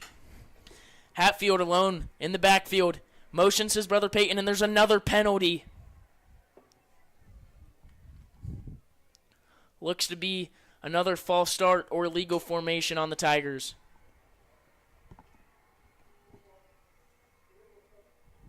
It's going to be an illegal substitution on the Tigers offense. Another costly mistake on this drive. 3rd of the drive up until this point. That's going to be a 1st and 15, and Tigers have completed these moments before, but like we saw last play, they completed about a 3rd and 11. So, they've dug themselves holes and they've came out of them, but this is going to be huge. Hatfield motions his brother Peyton, pitches it off to him, looks to evade one guy, stiff arms him, cuts upfield, and he's going to have about 6 or 7 yards to the 38-yard line. Yeah, and he did as best as he could right there. Nowhere to go down the middle, so he just rode the outside and only got about 3 or 4 yards on that. Looks like he got pushed out of bounds farther than it was indicated, but Lee Summit facing 2nd and 11, just under 6 minutes left of play. Yeah, and he had nowhere to go on that NIXA defensive line, starting to wake up a little bit and making these Hatfield twins go to the outside, which is forcing them into some help, which that's what NIXA's been needing all game, help tackling the Hatfield twins. Lee Summit ball at the 38-yard line of their own. Hatfield trying to extend his amazing day with another touchdown to capitalize in this half. Motioning over to his coach. Now motioning, and there's going to be either a false start or offsides, I'm not sure. This might be a little bit of a false start. Jumping up front there. And it looks like it will be a false start. Yeah, that is the fourth penalty the Tigers have had so far this drive, and you can't have that. And this is the game where you have to stay disciplined because every flag, every yard, every little thing matters in this game, and this is going to come down to hurt the Tigers. Couldn't have said it better. It's going to be 2nd and 16 here. Lee Summit needs a score. Hatfield's going to take it right up the middle, and he's not going to have much. He's going to get about 3 yards as he's pushed down by number 68, Jamison Truitt. Yeah, NIXA's kind of had a change of a game plan these last 2 drives. Lee Summit's had the ball. They're starting to pinch their D tackles in, forcing Lee Summit not to have anywhere to go through the middle, so they're trying to have to go everything to the outside. And we've seen barely not enough action offensively from Carson Feeney, who's been a very explosive player so far in this offense, leading the team in touchdowns. Another 3rd down here for the Tigers. Just got a 3rd down conversion through the air. I don't know if they're going to be able to this time with NIXA being cautious. 1 safety back, and there's going to be another timeout called by the Tigers. I mean, what a game we've had so far. Like, tied at 21-21. NIXA was expected to run away with this game, but Lee Summit has definitely stuck around as they find themselves in a tie ball game looking to score before the end of the first half. Yeah, I mean, we've seen Lee Summit keep on punching away, and NIXA keeps on firing back. And it just results in this competitive game, and both these teams show how much they want to win. And we saw Lee Summit punch first, NIXA punches back. It's just been a really good fight so far. That it has, and things are looking to get a little bit chippy near the line of scrimmage. Both teams, both offensive lines, both defensive lines want this so bad. They fought all season long to get up to this point. They're playing football in December. Christmas is a couple weeks away, and they're fighting for a championship. What do you got, Tigers and Eagles? Yeah, I mean, playing football in December, that indicates you had a really good season so far. And like we said, how do you want to finish this story, man? Feeney's going to come in on the 3rd and 11. He's going to hand it off to Hatfield. He's going to look to throw. He's going to juke one defender, and then he's going to be clobbered in the backfield, and the ball is on the ground, and it's going to be recovered by NIXA. Oh, wow. And Max Trio was wide open on his signature corner out there. Tigers' offensive line did not have enough time, didn't give enough time for Preston Hatfield to step in and make a throw, but Max Trio had nothing but yards, nothing but green grass ahead of him there. And we've seen him throw that corner out time and time again. That would have been huge, but Tigers' offensive line did not give him enough time to make that throw. Todd Miller tried to get tricky there, did not pay off that time. Lee Summit defense is going to need a huge stop.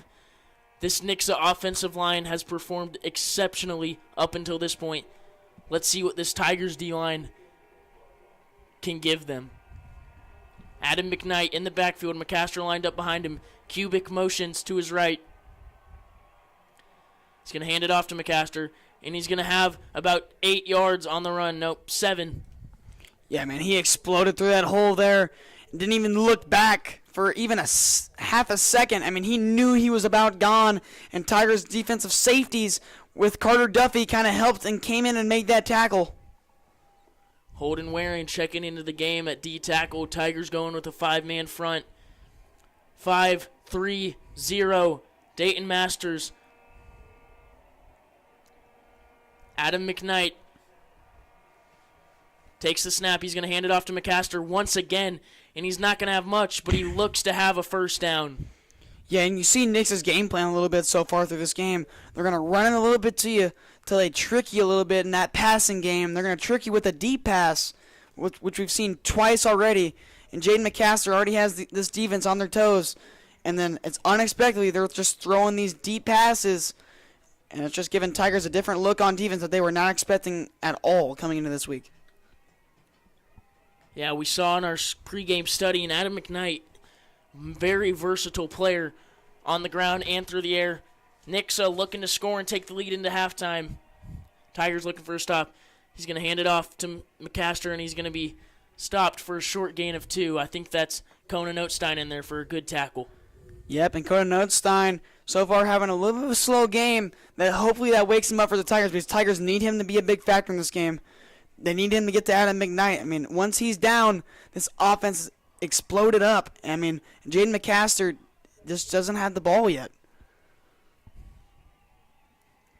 NIXA 2nd and 8. 3:30 left in this first half. Adam McKnight in the shotgun. Motions Cubic. He's going to hand it off to McCaster once again. This same little run play. And he jukes! And he hurdles a defender! And he has a first down. Should have been a flag, but no flag on the field. Yeah, since you are not allowed to hurdle players in high school football, I was expecting a flag a little bit there, but looks like Nix is going to get away with this one. And would have been a heck of a play in college. I mean, it was a heck of a play nonetheless. They didn't get penalized for it, but just about 3 minutes and ticking left in this first half. Nixa inching in on the end zone. Extra lineman lined up behind McKnight. Hard count. Audibling to his offensive line. He's going to hand it off once again to McCaster. And he's going to get boomed by Drew Benassi for a gain of 3. Drew Benassi's there again for his second big hit this game. And they're going to try to tell Jaden McCaster, don't run on Drew Benassi's side because you will get blown up. And that's what he's been doing all year long. Big time hit by Drew Benassi, and just keep him in mind, man. He's going to hit you, that's for sure. That he will, and Drew has been a little quiet up until this point of the game, but making his presence known late in the first half of action, and they desperately need him here. As Nixa has a second down inside the 15, looking to hit pay dirt, clock ticking under 2:06, and there's going to be a timeout called by Nixa.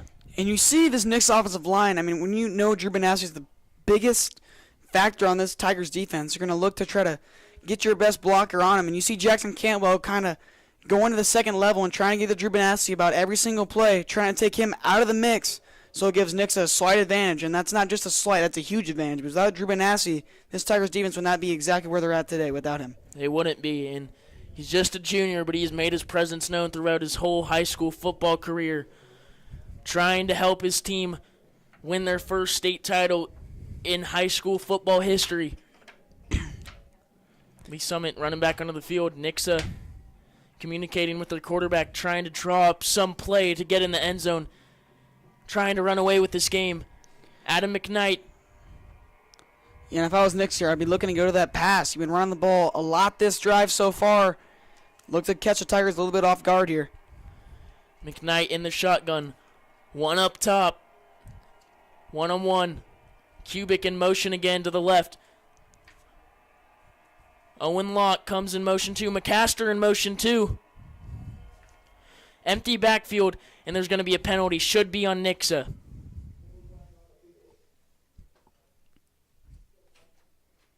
It's going to be a false start on Nixa. Huge penalty for Nixa trying to capitalize and take the lead late in the first half of action. Huge penalty for Lee Summit in trying to stop them. Yeah, I mean, that's a big penalty, man. That's going to back him even up 1 yard past to where the line of scrimmage was. That'll be a 2nd and 11. These penalties are going to come up huge. Cubic in motion again, along with Owen Locke. McKnight in the shotgun, motions McCaster. Takes the snap. He's going to fake the run, and he has a receiver. Into the end zone. Touchdown, Nixa. What a play call on that. And that's the second time we've seen Adam McKnight run up to the line of scrimmage like he's about to run it and then make a pass, catching Tigers off guard thinking, oh, he's going to run it. No, I'm going to step up and make a pass here. And that's the second time we've seen him do that so far tonight. What a play, man. And Adam McKnight has been taking over this game hand by hand all day long. That's sophomore tight end Eli Deal making his presence known early in this game with a huge touchdown catch in the state title early in his career. And he kind of made that pass like a basketball shot a little bit. He was kind of made it a little bit of an arc a little bit, not trying to get the Tigers giving him a hint. He was going to run it. So that was pretty remarkable. That just shows how good of an athlete Adam McKnight pretty much is. Hold is down. Kick is down. NIXA has taken the lead 28-21 thanks to Tim Mann. Yeah, and going back to that play, that was an incredible play call by NIXA, and that's the second big play call NIXA's had so far in this game. And those trickery plays that no one really expects, NIXA's been making those. This is a huge upcoming drive for Lee Summit. You know they're going to try and go down and score, and you feel like this is a drive they have to score on. You can't go into the half down 7 with just under 2 minutes left in the first half. I mean, if Lee Summit goes into the half down and NIXA gets the ball to start, it's going to be hard for this Tiger defense to get off the field. Yeah, I mean, this Tiger defense, we've seen them on the field a lot, and they've done a pretty good job, but this NIXA offense is pretty much the best offense they've played all year long. And they're going to run you down. They're also going to make some big passes, a good team up front, good athleticism, good receivers, one of the best running backs in the state. And it's going to be tough for this Tigers defense to stay on the field. Jonah Fields to kick it deep. Peyton Hatfield is going to catch it near the 10-yard line. He's going to have a chance to return. He's going to evade one defender, but he's going to be tackled inside the 20-yard line near the 17. Not the best return, and great coverage from NIXA. Yeah, and you can tell NIXA's hyped up right now, man. They're everywhere on the field. They hawked that ball down, and Peyton Hatfield had nowhere to go. There was about 4 or 5 guys swarming to the football there, giving him nowhere to end up. Lee Summit's going to have to drive 83 yards down to try and tie this game before the first half comes to an end. Lee Summit, don't expect anything different. They're going to continue to do what works, but NIXA has looked to be able to stop this Lee Summit rushing attack very well. Yeah, I mean, this rushing attack started off hot. Last drive, they were slowing a little bit down. This NIXA defense is starting to pinch those gaps. Hatfield's going to take a snap. He's going to pitch it to his brother, and he's going to have nothing. That's number 22, Jax Adams, in the backfield to tackle Peyton Hatfield for a tackle for loss. Yeah, man, like I said just like a couple seconds ago, NIXA's there again, pinching it up front, giving the Tigers having to bounce it outside, not letting the Hatfield twins come inside and bounce it out, doing what they usually do. Hatfield's going to take a snap. He gets a block, has a hole, and he's going to be close to a first down. Pickup of 11 yards, and Lee Summit is in the hurry-up. Just under 1:21 left to go in this first half. Yeah, and if they didn't trip him up there, I think he might have been gone. I mean, he had nothing but green grass ahead. Good job by NIXA kind of swarming to that ball. Hatfield takes a snap again, rushing to his right, gets another block, jukes a defender, has a hole, jukes another, and he's going to be pushed out of bounds near the 44-yard line of NIXA. Big run there, and huge and great job blocking by the offensive line up front. Receivers are pushing, keeping their blocks, and then you got Preston Hatfield just trying to work around there, and you know he makes those quick decisions with those quick feet he has. That's another first down. What a run as Hatfield looks to be trying to put his team on his back. Hatfield takes a snap again, gets another block, stiffs arms the defender. Peyton outside, and he's going to have another first down outside near the 30-yard line. Yeah, and you just saw a coach kind of go down with him a little bit. He got tackled with the play, and the Hatfields are hot right now. Offensive line's working with them. It's starting to look like those first couple of drives they had. That was a little trickery there. Peyton getting the snap, and he takes it for a gain of 17. Lee Summit inside the NIXA 30, looking to score before the end of the first half. 1:02 left. 1:02 left in this game, and this is huge. 1:02 left in the first half. First half. Feeney in the backfield. Peyton lining up top. Feeney's going to take it right. He's going to truck a defender forward, and he's going to be just short of the 25-yard line. Looks to be down inside for a gain of 5. Yeah, and we've not seen Feeney that much on offense so far this game, which we've been seeing him in the past. Look to see him a little bit more because he's coming in a little bit more fresher than the Hatfield, so he's going to have a little bit more speed along that edge. And Nix is going to keep making Tigers rush to that outside, and Feeney's really good when it comes to the outside runs. Just under a minute left of play. Lee Summit needs a score here, and it looks like there's a timeout on the field. Yeah, and Tigers are trying to push their way to get to field goal range, but mostly, they want to score. They're really comfortable with that. and there looked to have been a penalty on that previous play. Must have been a holding, as the ball is now inside the 35-yard line, 1st and 15. Not what you can afford right now as a Tiger. Yeah, we've seen a lot of penalties this game on both sides of the field, both teams. This is huge. Feeney takes the snap again, off to his left, gets another hole, and he's going to be down inside the 28-yard line. He's going to be pushed out by Ben Davi. Yeah, great job by Grady Ferguson, kind of pushing the load there. He was kind of that starter offensive lineman for engaging that contact, forcing all the offensive linemen to kind of fall behind him, pushing that way. Hatfield back in at quarterback, takes the snap again, follows his blocks. He's going to cut forward. He's going to keep moving, and he looks to be just short of a first down, just inside the 24. Yeah, and we saw Will Seiler on the top of that screen over there on that right side and playing that right tackle position over there, kind of pushing the load a little bit more, getting to that second level, giving Preston a little bit more time to get those 2 extra yards. And Lee Summit will take their final timeout of the half. You don't get to keep them, and Todd Miller has burned his last one, trying to draw up something to get his Tigers into the end zone.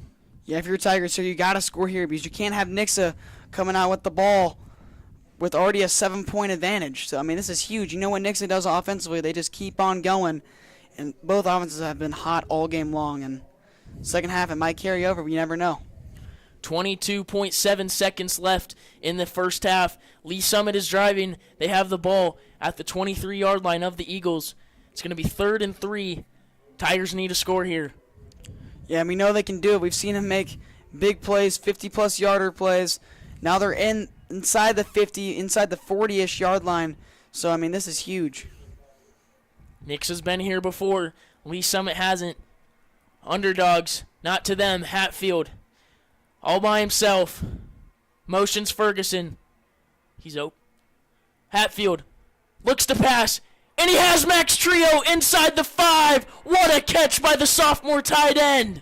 What a catch. And he is trusting Max Trio there, and I would trust him too. He's made those big plays all game long. Lee Summit going hurry up. Hatfield, he's going to spike it. Yeah, and Max Trio averages about 30 yards receiving a game, and that just shows right there those big plays he comes there and makes. And we've seen him some games just come in there and take over, and that was a big-time catch there. Just under 17 seconds left on the play clock.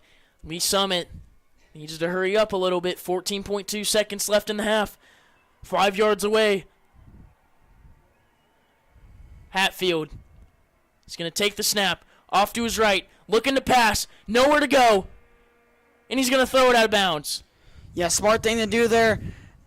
Offensive line needs to give Hatfield just 2 more seconds right there, holding their blocks. Hatfield had a couple guys open in the end zone. He had his twin Peyton, and he had Max a little bit there above that F on that Griffin's logo.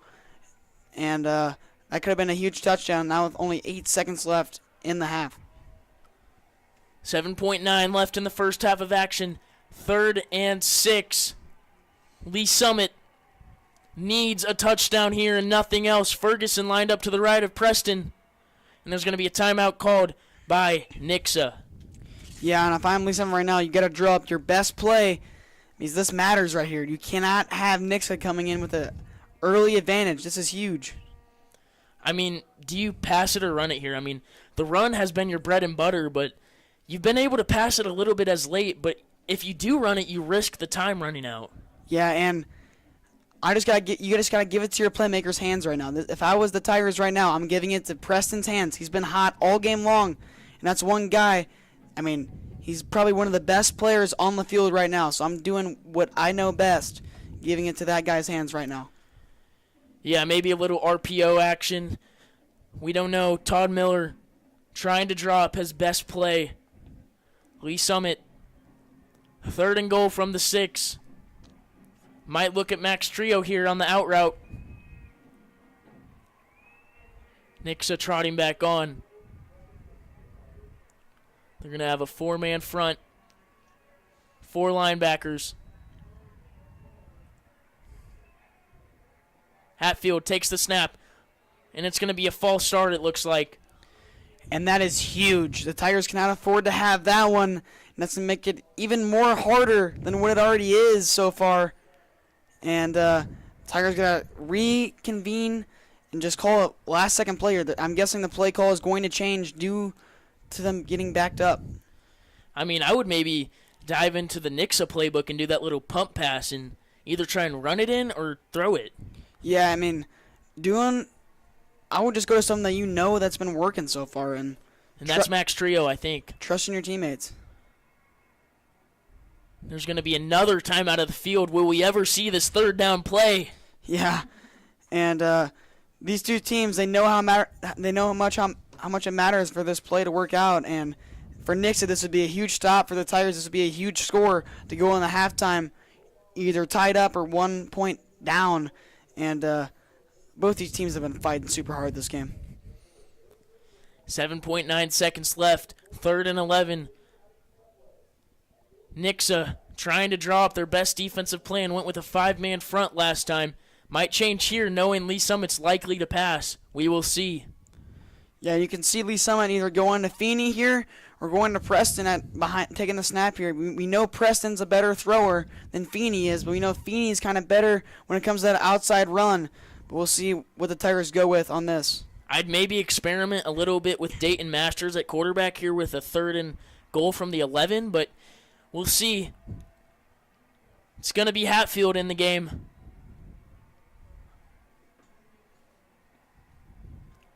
Crowd is loud. Both fans have showed up. Preston Hatfield alone in the backfield. Max Trio up top. Motions Peyton. Takes the snap. Rolls out to his right. He's going to run. He's going to keep moving, and he's going to be tackled. That's going to be the end of the first half. Yeah, and Preston had nowhere to go there, and he just had to run down the middle, and NIXA was all over that. Like we said, their D tackles have came up big these past couple drives, and they're going to come in the halftime doing the same thing. Lee Summit's going to need to reconvene at half. Down 7 to NIXA. We will see you after halftime. Does it roll? Does it swing? Does it have a busted spring? If you call Door Systems, we have everything. That's 524-8535. Ask for me, Dory. That'll get you 10% off, you know. Hey, I'm no ding-dong. Call us. Don't forget the 816, silly. Ask for me, Dory.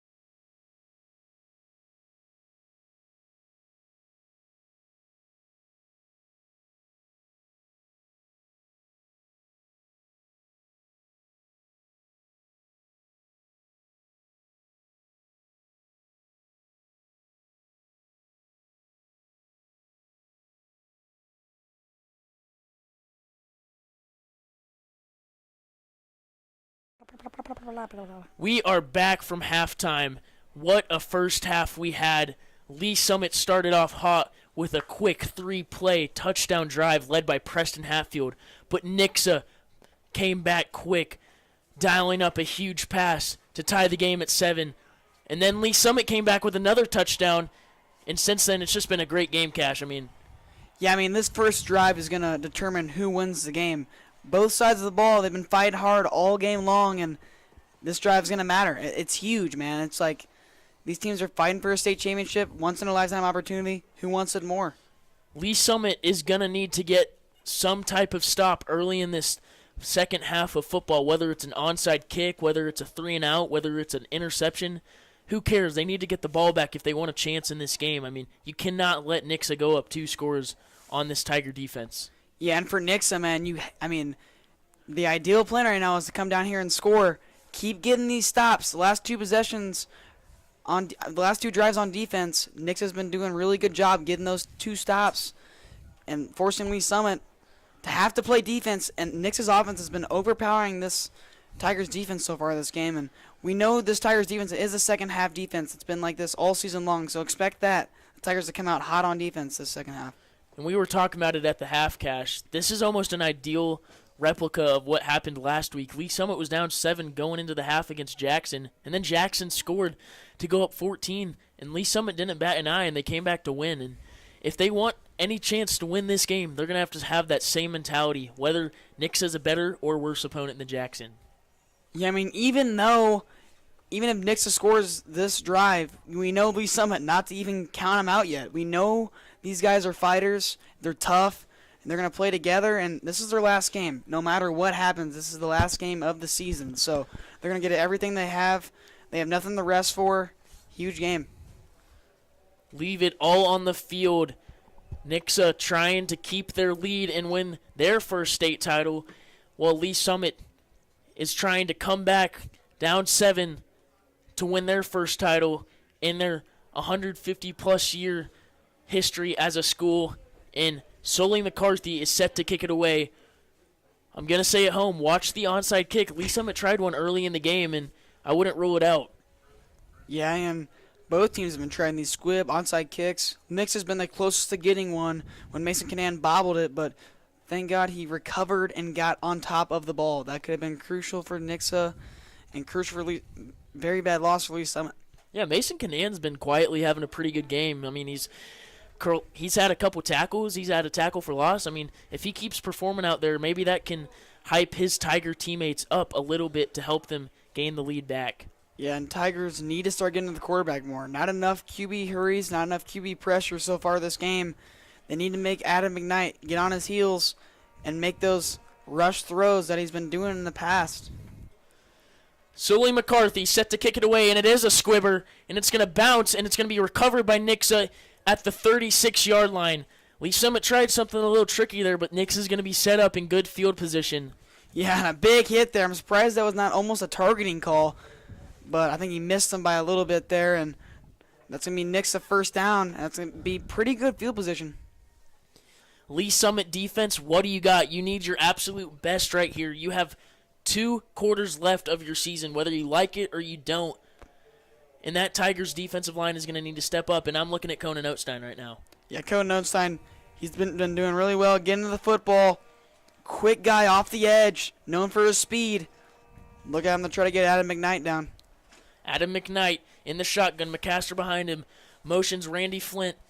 He's going to hand it off to McCaster, but it's going to be blown dead. That might have been like the 20th play we've seen so far this game that's just been blown dead at the line of scrimmage. A lot of early starts, illegal formations, illegal substitutions. We've had a lot of those so far this game. This one's going to end up being a timeout. It will end up being a timeout. Lee Summit must have not liked the defensive scheme they had lined up there. You got to do what you got to do, but it's not nice to burn a timeout that early in the game. Yeah, not nice at all. Not even only 2 seconds in. Oh, wait, that is going to be a timeout on NIXA. That's huge. Yeah, and to be 2 seconds into the second half, you do not want to burn a timeout that quick. I'm sure their coach is pretty frustrated right now. Not even a second into the game, and NIXA has called a timeout. Feeling the pressure maybe. Adam McKnight trying to capitalize what has already been a great season for him and his team with a win. Knight takes the snap, hands it off to McCaster. He's going to dash right, and he's going to trip down near the 39-yard line for a short gain of 1. Yeah, and the Tigers are all over that there.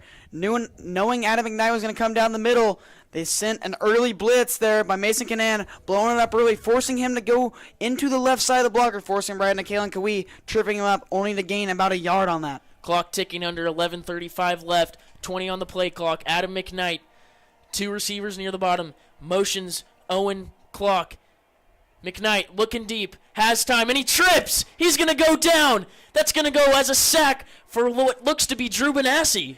And wow, I mean, that's the first time I've ever seen a quarterback just sit in the backfield and just trip. I mean, he literally just tripped on his own will, and that's not going to be good for NIXA at all.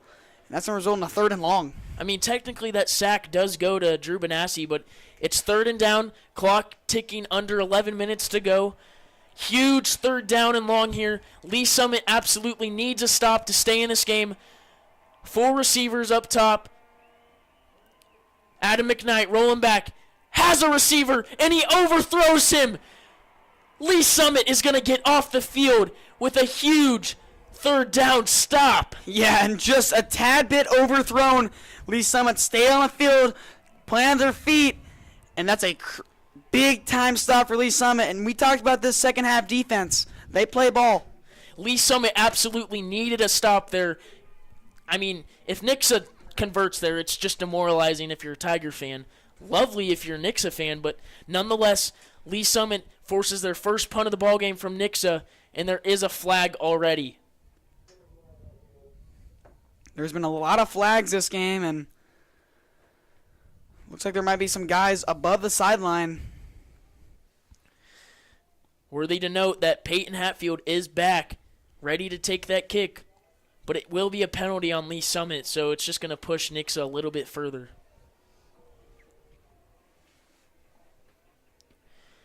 Just under 11 minutes left in this 3rd quarter, 10:45 on the clock, 4th and 14.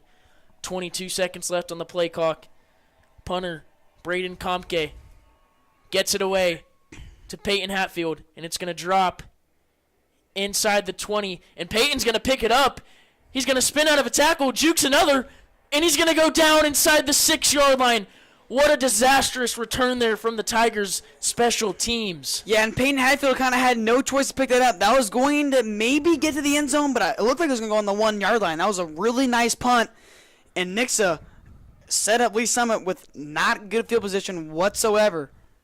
I mean, you can't really draw up a much better punt than that if you're a NIXA fan, player, or coach. I mean, what a punt. Dropping dimes, man. Yeah, that was Braden Lemke. Colleges, look at that kid. What a punt. Yeah, I mean, that sets up Lee Summit in not good field position.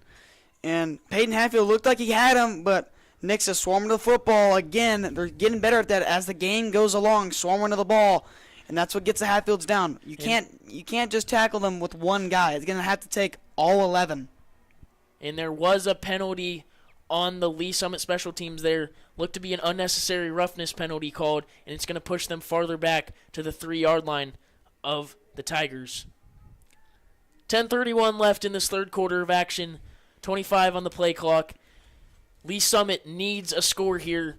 Got a huge stop. Defense bailed them out. Let's see what Preston Hatfield and company has in store. Yeah, and we know these lights may be a little too bright for Adam McKnight. I mean, we saw him last year to lose in the state title game, so we'll see if he can pick it up this second half. We know how good his first half was. 6-man front from NIXA, but Hatfield still powers forward for a gain of 3, and that's Elijah Brochard in on the tackle.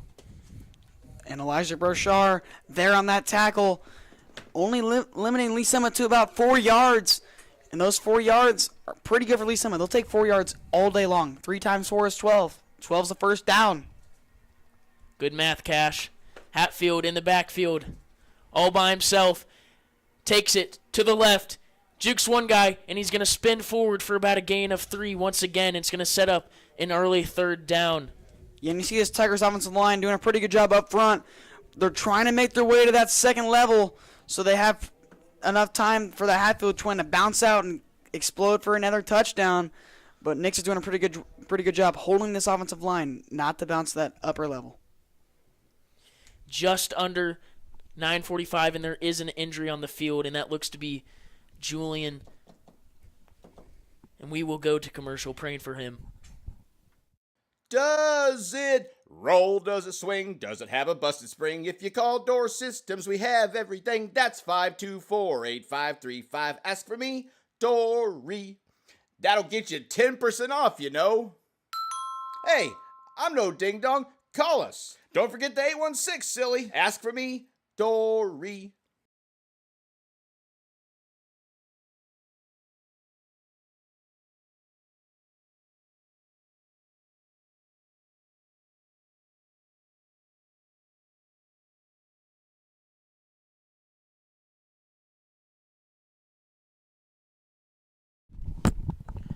Terrible to see an injury on the football field, but could give a little motivation to this Tigers offense trying to push it down NIXA's throat with the run game. Has worked early in the first half, but not so much early in the second half. 9:46 left in the third quarter.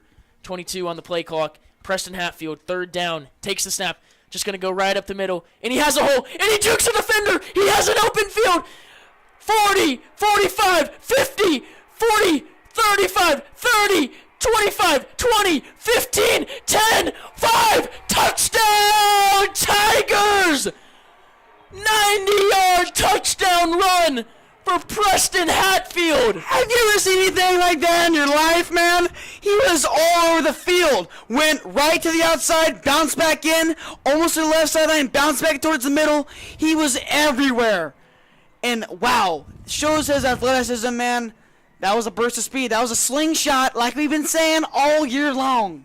No doubt in my mind that is the best football player in the state of Missouri. Put that kid on 24/7 Sports. Put him on Rivals. He is so good. 4 touchdowns in this game. Wow. I've never seen something like that my entire life, man.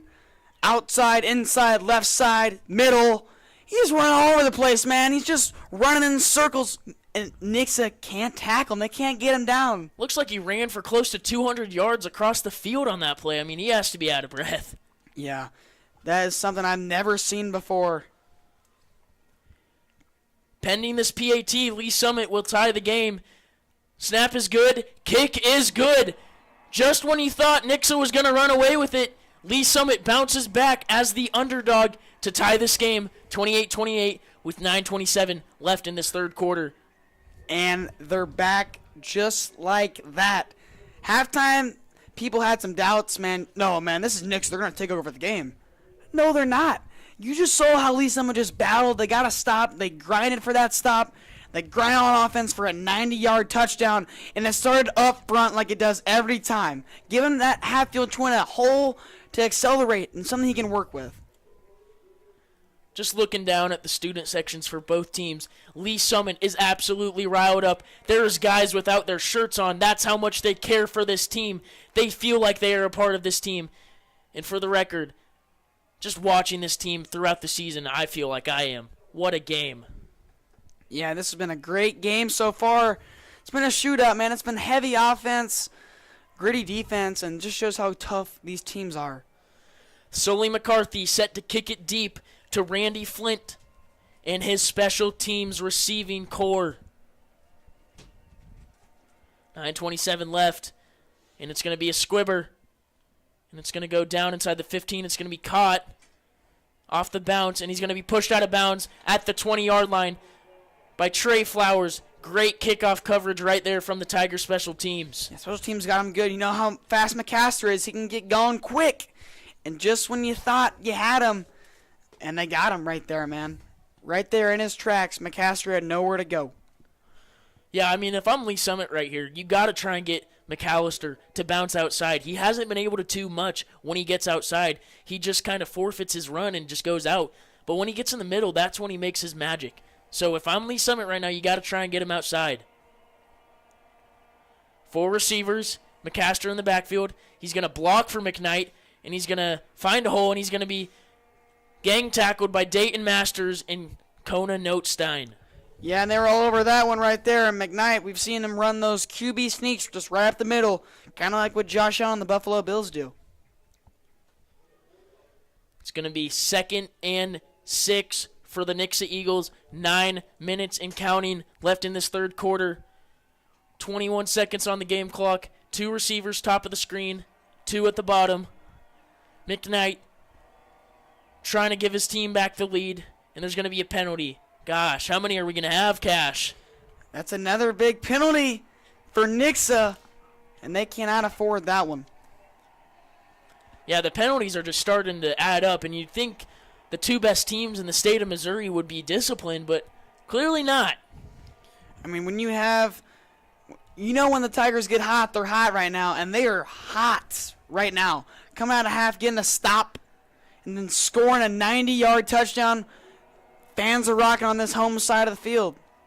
This stadium is loud. I can hear it from the press box as McKnight sends his receiver, Carter Mabe, in motion, and he's going to hand it off to McCaster, and he's going to try and get outside, but he's going to be forced out of bounds by Karsten Feeney near the, looks to be the 26-yard line. Yeah, although that goes in for a tackle for Karsten Feeney, that play was all contributed to Isaiah McConnell getting off that receiver, forcing him to go outside into Karsten Feeney, getting that tackle. Kind of that little hockey assist there. Great job by Isaiah McConnell getting off that block, forcing him to go outside because he had nothing but green grass. Love that analogy from you, Cash. 3rd down and 10. Tigers trying to get off the field once again. Defense has proved well. 4-man rush. McKnight going to take off. Has room. And he's going to have the first down. Pickup of 11. Big pickup out of McKnight using his legs, man. That's what he does best. He's done it all game long. And we talk about his first half. He was incredible. Has amassed well over 700 yards rushing on the season, and he's still adding to that in this state championship game. And he's a big part of the reason they are tied with one of the best teams in the state of Missouri in Lee Summit. Yeah, I mean, when you're talking about dropping dimes. That's Adam McKnight as he takes the snap, and he's going to dash forward again for another rush and a good pickup of 7. Yeah, that's the same thing. I think they've run that play about 11 times so far this game. Just those hike, run right down the middle, right off his center's butt, trying to get those yardage. 7:48 and counting. Little bit of a Lee Summit-esque type of play that NIXA has adopted. And Lee Summit needs to adjust to it quickly, whether it's with a spy, which they did add last week. But something needs to change because the quarterback run is really hurting them right now. 2nd and 4. McKnight in the backfield. Shotgun. He's going to fake the handoff to McCaster. Looking deep. Rolling to his right. Escapes 1 sack. And he's going to go down. Nope. He's going to go down inside the 46-yard line of NIXA. Yeah, McKnight had nowhere to go there. And good thing Tigers' defensive tackles stayed where they were just so they didn't have to go outside the pocket so that McKnight had somewhere to work with and somewhere to run to. He just had to run into a big thing of black and gold. Huge 3rd down here. 3rd down and 1. 6:55 to go in the third quarter. Goal line front from the Tigers. And McKnight's just going to run it up the middle, and he will have the first down as he keeps his legs moving for a pickup of 6. Yeah, and he kept those legs moving, and he was not going to give up on that play. That's a big-time 3rd down. Only one guy was there to tackle him was Mason Canan. Kind of an arm tackle. And then just got more yardage on that for that first down. Big-time play. McKnight's a big quarterback, but he can run, and he has made that known to everyone watching this game. At home, on the radio, in person, he continues to wow us as he takes the snap, and he's going to hand it off to McCaster this time. And he has a hole, but he's going to get tracked down for a gain of 4. That looked to be Isaiah McConnell in there for another tackle. Isaiah McConnell's been balling out this quarter so far.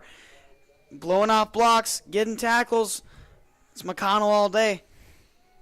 Him and Mars are just a special cornerback duo. McKnight, 2nd and 7. 6 minutes to go in the third. McKnight takes a snap. He's going to rush it again, and he's going to get pummeled at the line of scrimmage. That's Dayton and Mason for a tackle for loss. That's that duo we see a lot. They like to blitz those two because Dayton's more of that lower type of hitter. Mason's going to try to come over the top. take those shoulders out, and great play call there. I mean, that blitz was perfectly designed. Cantwell can only block so many guys, and they got off the edge right off Cantwell. Big-time play. 3rd and 6, 5:30 left in this third quarter. McKnight rolling deep, and he has a receiver, and he jukes a defender, and he's going to be tackled inside the 20-yard line.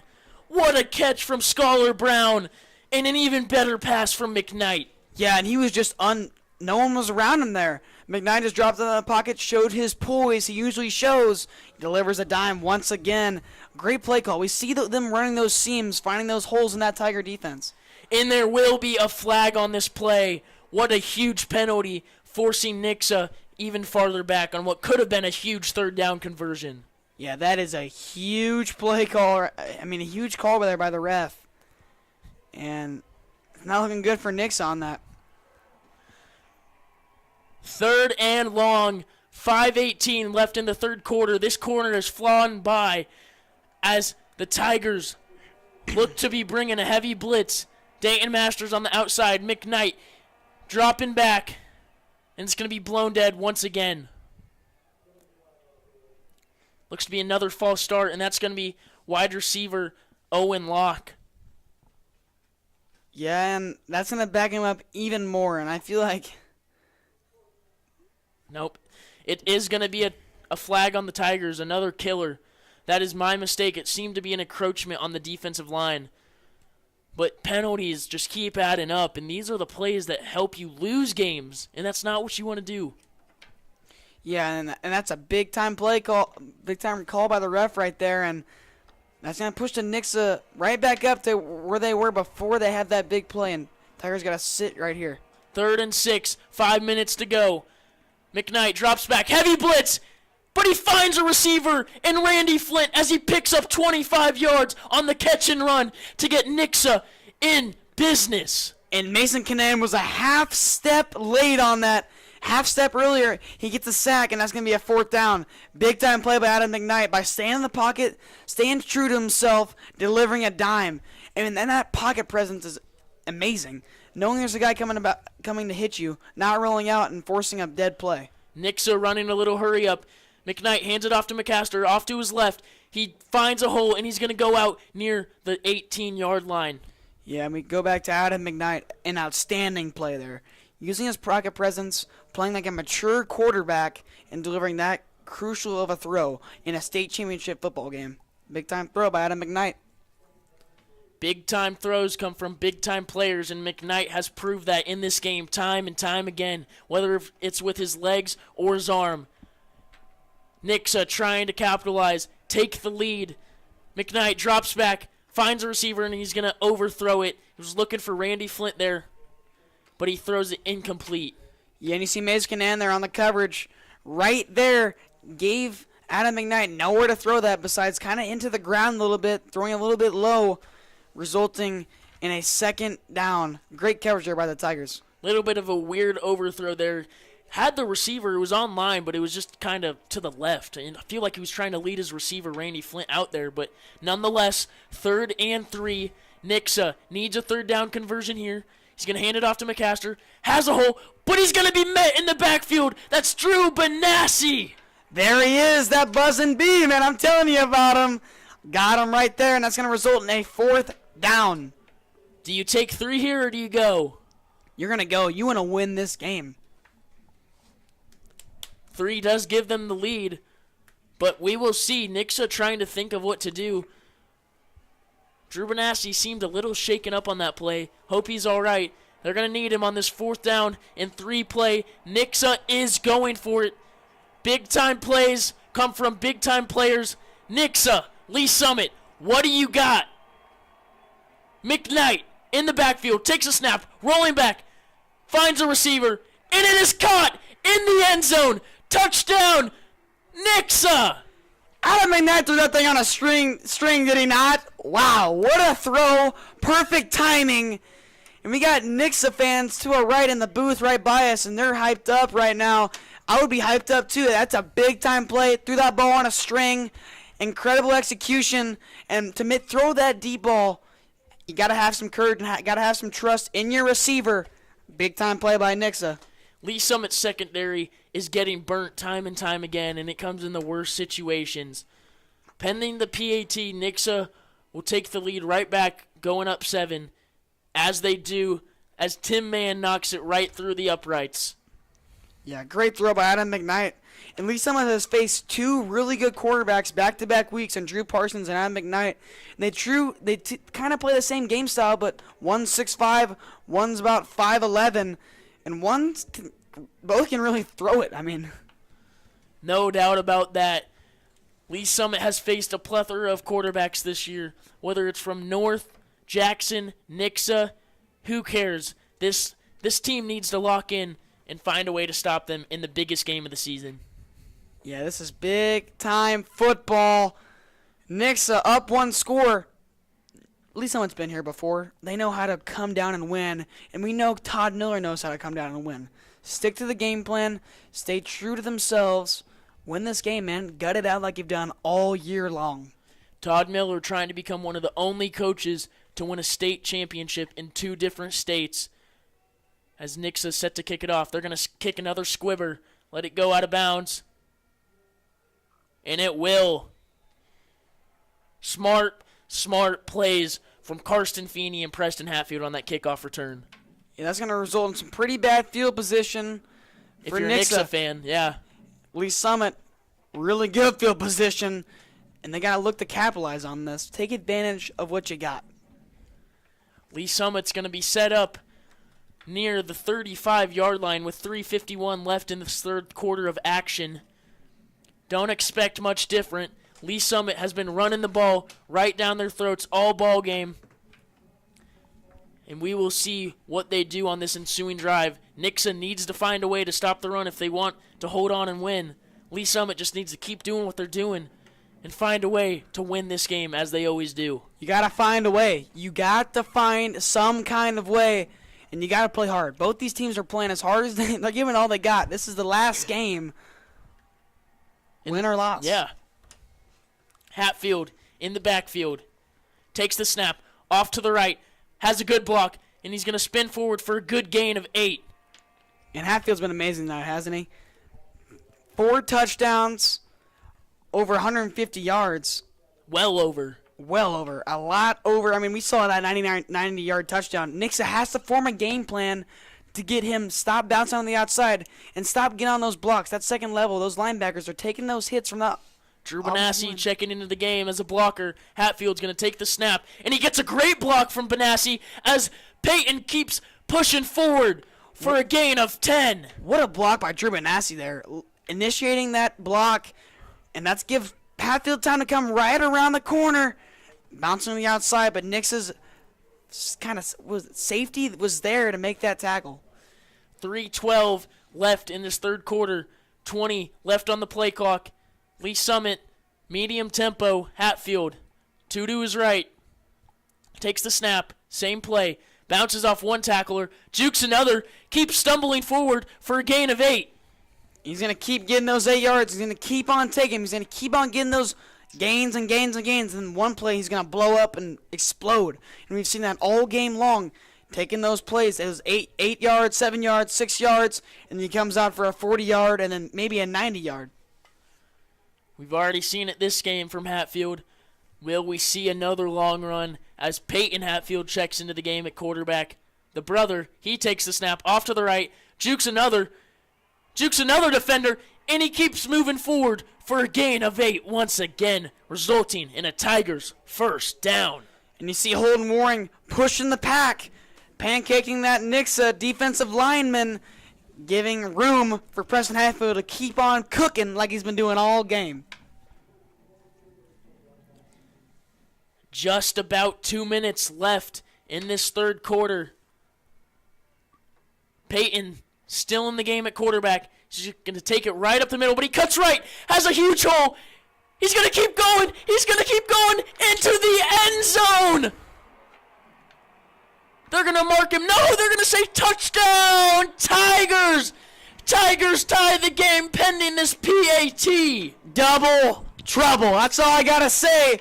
You come down with one, the Air's going to come back and score once again. And there he goes. and he was just trotting towards the end. He got a little bit tripped up, but he kept fighting. This is his last high school football game of his career. Peyton looks to be limping off the field. Never a good sight to see.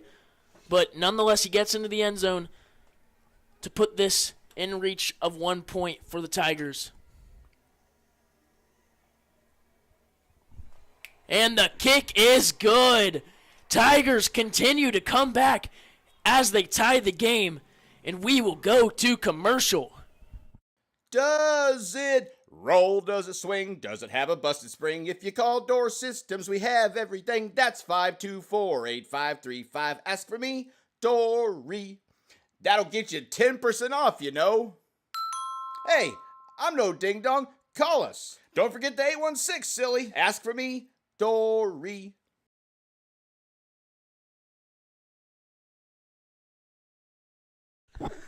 We are back from commercial. Just about 2 minutes left in this third quarter of action. The fans are dancing. They're riled up.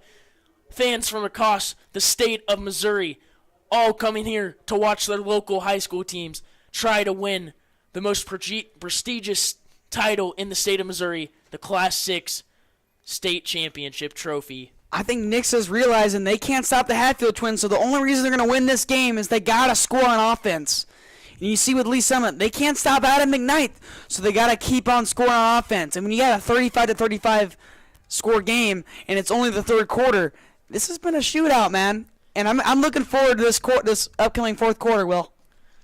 No doubt about that. And the kick is deep, and it's going to be caught by Randy Flint at the 1 yard line, looking to return. Good blocks. He's going to evade one tackler, but he's ultimately going to be tackled at the 20-yard line by Dayton Masters. Randy Flint right there, and he had nowhere to go, but he still used the speed to kind of get up a couple more yards, and he had nothing there. I think the Tigers need to start kicking the ball a little bit more deep like they just did, giving NIXA not enough good field position. NIXA going to have to drive 80 yards to score another touchdown. 1:47 left in the third. Yeah, and you know how bad this NIXA fan base wants it. To come back and lose back-to-back but not be good, they got to get this one win here. Shotgun formation. McKnight takes the snap. He's going to hand it off to McCaster, and he's going to have nowhere to go. That's Karsten Freaky Feeney for the tackle for loss. Woo-wee! Got him right there in the backfield. Big-time tackle. And this defense is starting to step up in this second half. You're going to see them using their fight like they've been doing all year long. And Drew Benassi's going to keep edging his will, passing him off to Feeney. Feeney's going to make those big tackles. And we've seen Feeney on both sides of the ball being a dog all game long. 1:15 left in the quarter. 3 receivers at the bottom. McKnight, QB draw. Jukes a defender, but he's going to be collaborated at the 23-yard line by Drew B. Benassi. He's a buzzing bee, if you know what I mean. And he's there again all over the field. And Drew Benassi makes that play like he's been doing all game long. I mean, he's the leading tackler on this team, averaging about 10.5 tackles per game. And he's been the leader on this defense throughout all these this whole playoff run. He's been the story of this. Biggest play of the game up until this point. 3rd down and 7. McKnight trying to continue this awesome drive from NIXA. And he has a receiver. That's Randy Flint with the reception and the first down. We've been seeing Randy Flint going on these slant routes all game long, and he's using his speed, cutting across the middle. That slant will get you, man. And he's running those deep slants, so it's not just those 7 to 8 yard passes. It's like that 10 to 15 mark that's getting those first downs. And you see Holden Warren coming into the game, trying to get pressure on this quarterback. Lee Summit's secondary continues to show as a weakness. McKnight taking advantage. He catches the snap, wasn't expecting it, and he's going to get tackled for no gain by Devin Noel. Yeah, McKnight was not expecting that snap, so he just had no choice but just to run. Did a pretty good job not losing any yards on that. Big tackle from Devin Noel there to keep McKnight from finding space, creating a 2nd and 10. They're going to call a false start, so we will replay that first down, negating what just happened. 9.2 seconds left in this quarter of action. Just about 12 minutes to decide who's the state champion. All tied up. 35. NIXA's just going to run this to the quarter. What a ball game we have here. I mean, yeah, man, this has been a great ball game. And we got two teams that have never won a state title ever. And they want to bring one home for the school, for the history, to the city. It means much more than football when it comes down to this. I can say for a fact that I know both these teams. Springfield for NIXA is banking on the state championship win, but even more, Lee Summit hasn't seen a state title from any of their high schools in over 15 years, and never a single one from LSHS. And if they bring this one home, the city would go into a riot. Yeah, man, this school deserves it. This city deserves it. Both sides. For NIXA to come down again to the state championship, they're kind of expecting a win. I mean, to have two back-to-back good teams. Last year you couldn't do it. This year you kind of have the same roster, but a little bit better with Jaden McCaster coming over. What do you got? What do you got? I have a feeling this game's going to come down to McKnight, Hatfield, McCaster, and Feeney. As we start this fourth quarter of action, NIXA has the ball on their own 29-yard line. 1st and 15. Tigers, 5-man front. One safety back. McCaster in the backfield. McKnight awaiting the snap. Motions Cubic. He's going to hand it off to McCaster. Looks to find a hole. And he's going to have nothing. Just about 2 yards. Yeah, we'll see McCaster getting those early handoffs in the drive, and he's been a little quiet this second half, not breaking out for as much runs, and he has still yet to score a touchdown in this game. We've seen McKnight's passing. I mean, we've seen a lot of McKnight. It's been McKnight. McCaster could catch you off guard a little bit here. Same formation. McCaster in the backfield. 2 receivers. Spread out. He's going to hand it off to McCaster. He has a bigger hole here, but he's going to get tackled. What a tackle in open space by Karsten Freaky Feeney. Feeney's there once again, and McCaster had a big hole, accelerating. Feeney met him right in his tracks, not getting any gain after contact there, and that's exactly what you want after a tackle. No yards after contact. That was a good one-on-one open field tackle by Feeney. Tie ball game, 10:55 left in this game. 3rd and 8, McKnight rolling to his right, play action. And it's going to be incomplete. What a pass deflection by Mars Gween. Mars Gween, the sophomore defensive back, or the sophomore sensation, started this first game this year against Ray Peck and had 2 interceptions. Just shows how good of a cornerback he really is and how good he's going to be. NIXA lining up in punt formation. They've shown some trickery up until this point in the game. They saw a pass from Jaden McCaster that went for 35 yards to Randy Flint. Could we see another trick play here? We won't, as Braden Comke kicks it deep, and it's going to die at the 20-yard line. Lee Summit taking over. Momentum's high for Lee Summit. NIXA's got to end that momentum right now if they want to keep this game close, because you know when Lee Summit gets some momentum shifting, it's hard to beat this team. This team rides on momentum, Cash, and I don't think there's any other way to say it. I mean, if they score once, you feel like they've scored 1,000,000 points. Like, you cannot let them get back into any game, as we've proved time and time again.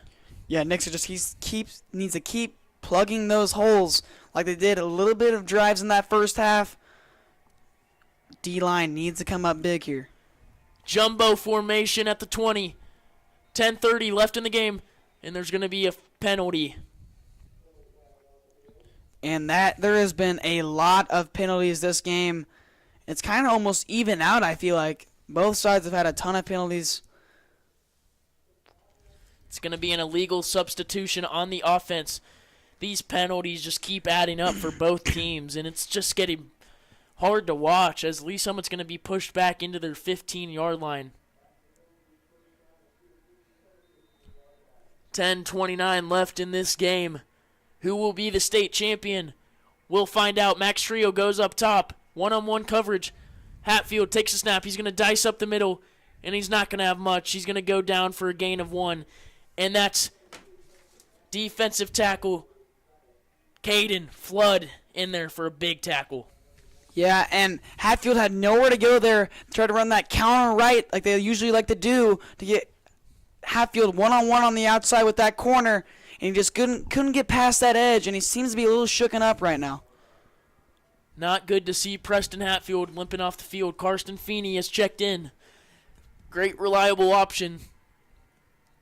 Trio up top once again. Feeney. There's another flag.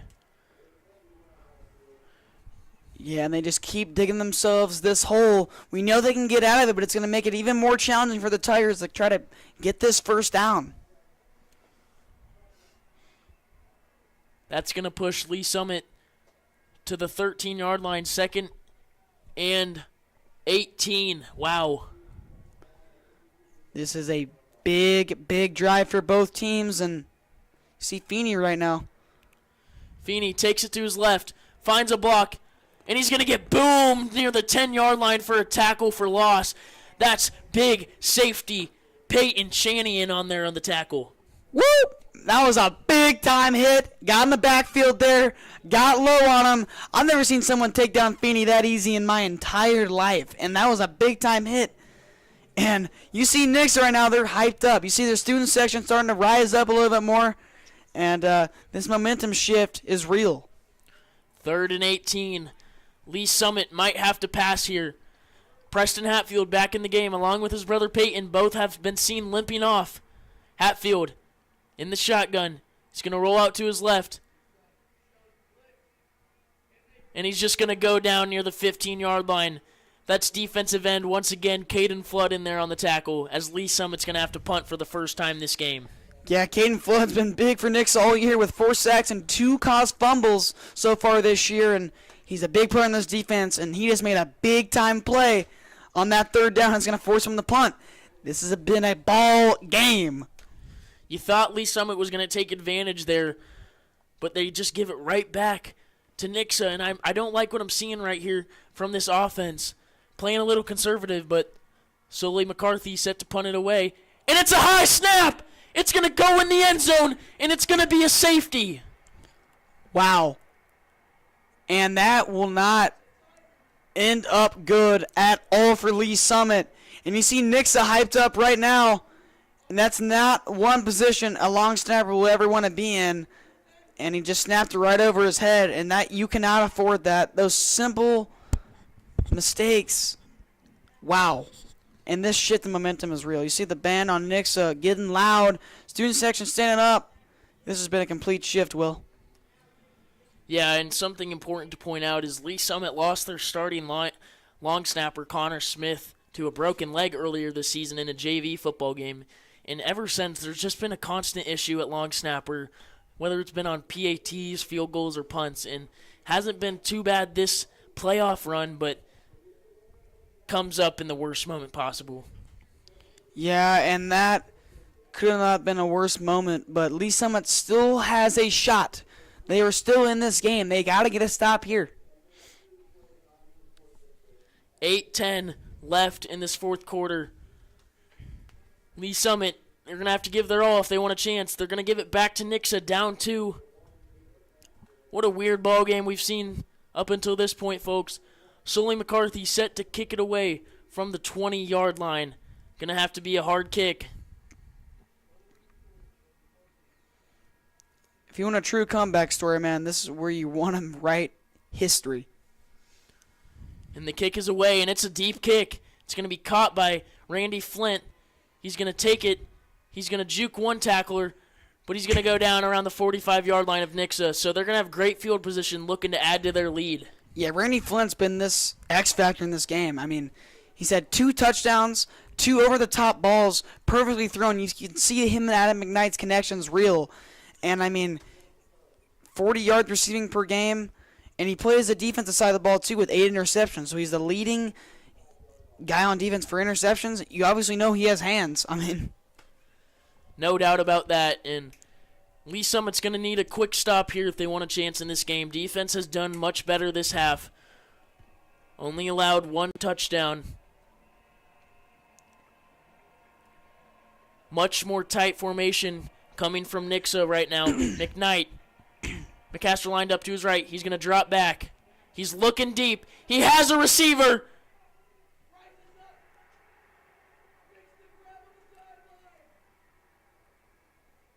We're waiting for a referee signal.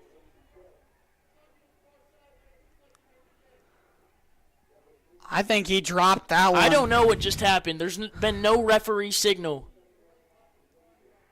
They're going to rule that a catch. Are you kidding me? Wow. Did he seriously go up and grab that one, Will? They are now at the 20-yard line. That NIXA is, wow, what a throw, what a catch. If that was caught, we don't know. I mean, you want to talk about Randy Moss. That will be on SportsCenter tomorrow. I'm calling it right now. And they're going to go hurry up. McKnight, he's going to hand it off to McCaster, and it's going to be blown dead once again. I mean, what a turn of events. I mean, Lee Summit just had the ball with a chance to score. State championship odds going up by that. And now they're down 2 off of a terrible snap that resulted in a safety. And now NIXA's driving, looking to score a touchdown. And if they do, it's going to be hard for Lee Summit to come back from down 2 scores. Yeah, and you see players kind of complaining about that call. But officials look like they had a pretty good view of it. Tight formation from NIXA. McKnight's going to hand it off to McCaster. He's going to be tackled in the backfield near the 30-yard line for a loss of 5. And they're going to throw a late flag in there. Isaiah McConnell was there all day long. He was sitting there waiting for him. Got him right in his tracks. We wait to see what the flag is. Came out late. Refs are conversating. I have chills right now, Cash. They're going to rule an unnecessary roughness on Lee Summit, and that's going to give NIXA an automatic first down. And you hear these fans getting very frustrated right now. And this is huge. You can't.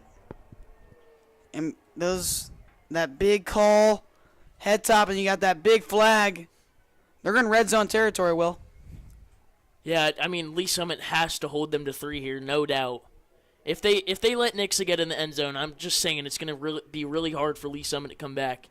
As we tick to 7 minutes left in this ball game, NIXA looking to score and earn their first state title in history. They're going to hand it off to McCaster, and he's going to beat no one as he's met in the backfield for no gain, and that's Xander McGuire in the backfield. Xander McGuire is back there. And this is a big play. It's 3rd down, and this is the biggest play in the game so far. 3rd down, huge play in this ball game. How do you want to be remembered right here? Man in motion, McKnight's going to hand it off to Flint. Looks to have the outside, but he's going to be tackled short. That's Staten Masters forcing him out of bounds with a huge stop. Another one of those plays where you see Isaiah McConnell push him towards the sideline, getting off that receiver block, forcing him to go out of bounds for Dayton Masters to finish up with that cleanup tackle. NIXA is staying on the field. If Lee Summit wants a chance in this game, they have to absolutely get a stop here. 3 up top, 1 down low. Hard count from Adam McKnight. Looking over to his sideline. Audibling with his O-line. McCaster lines up to his left.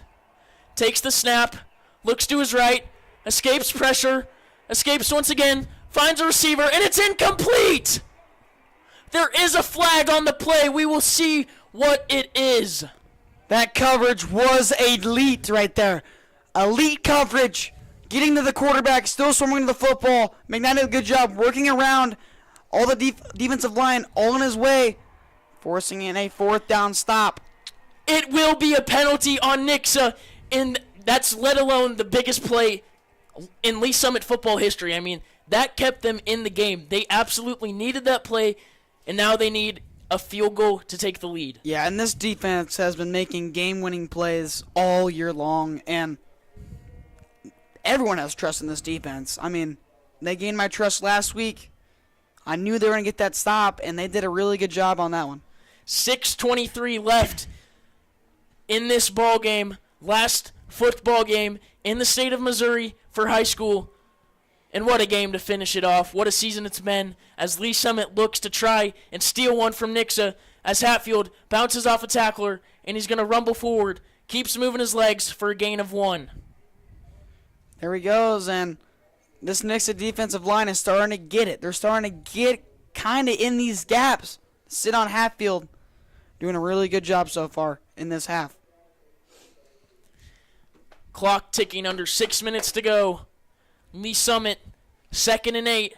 20 on the play clock. Hatfield in the backfield.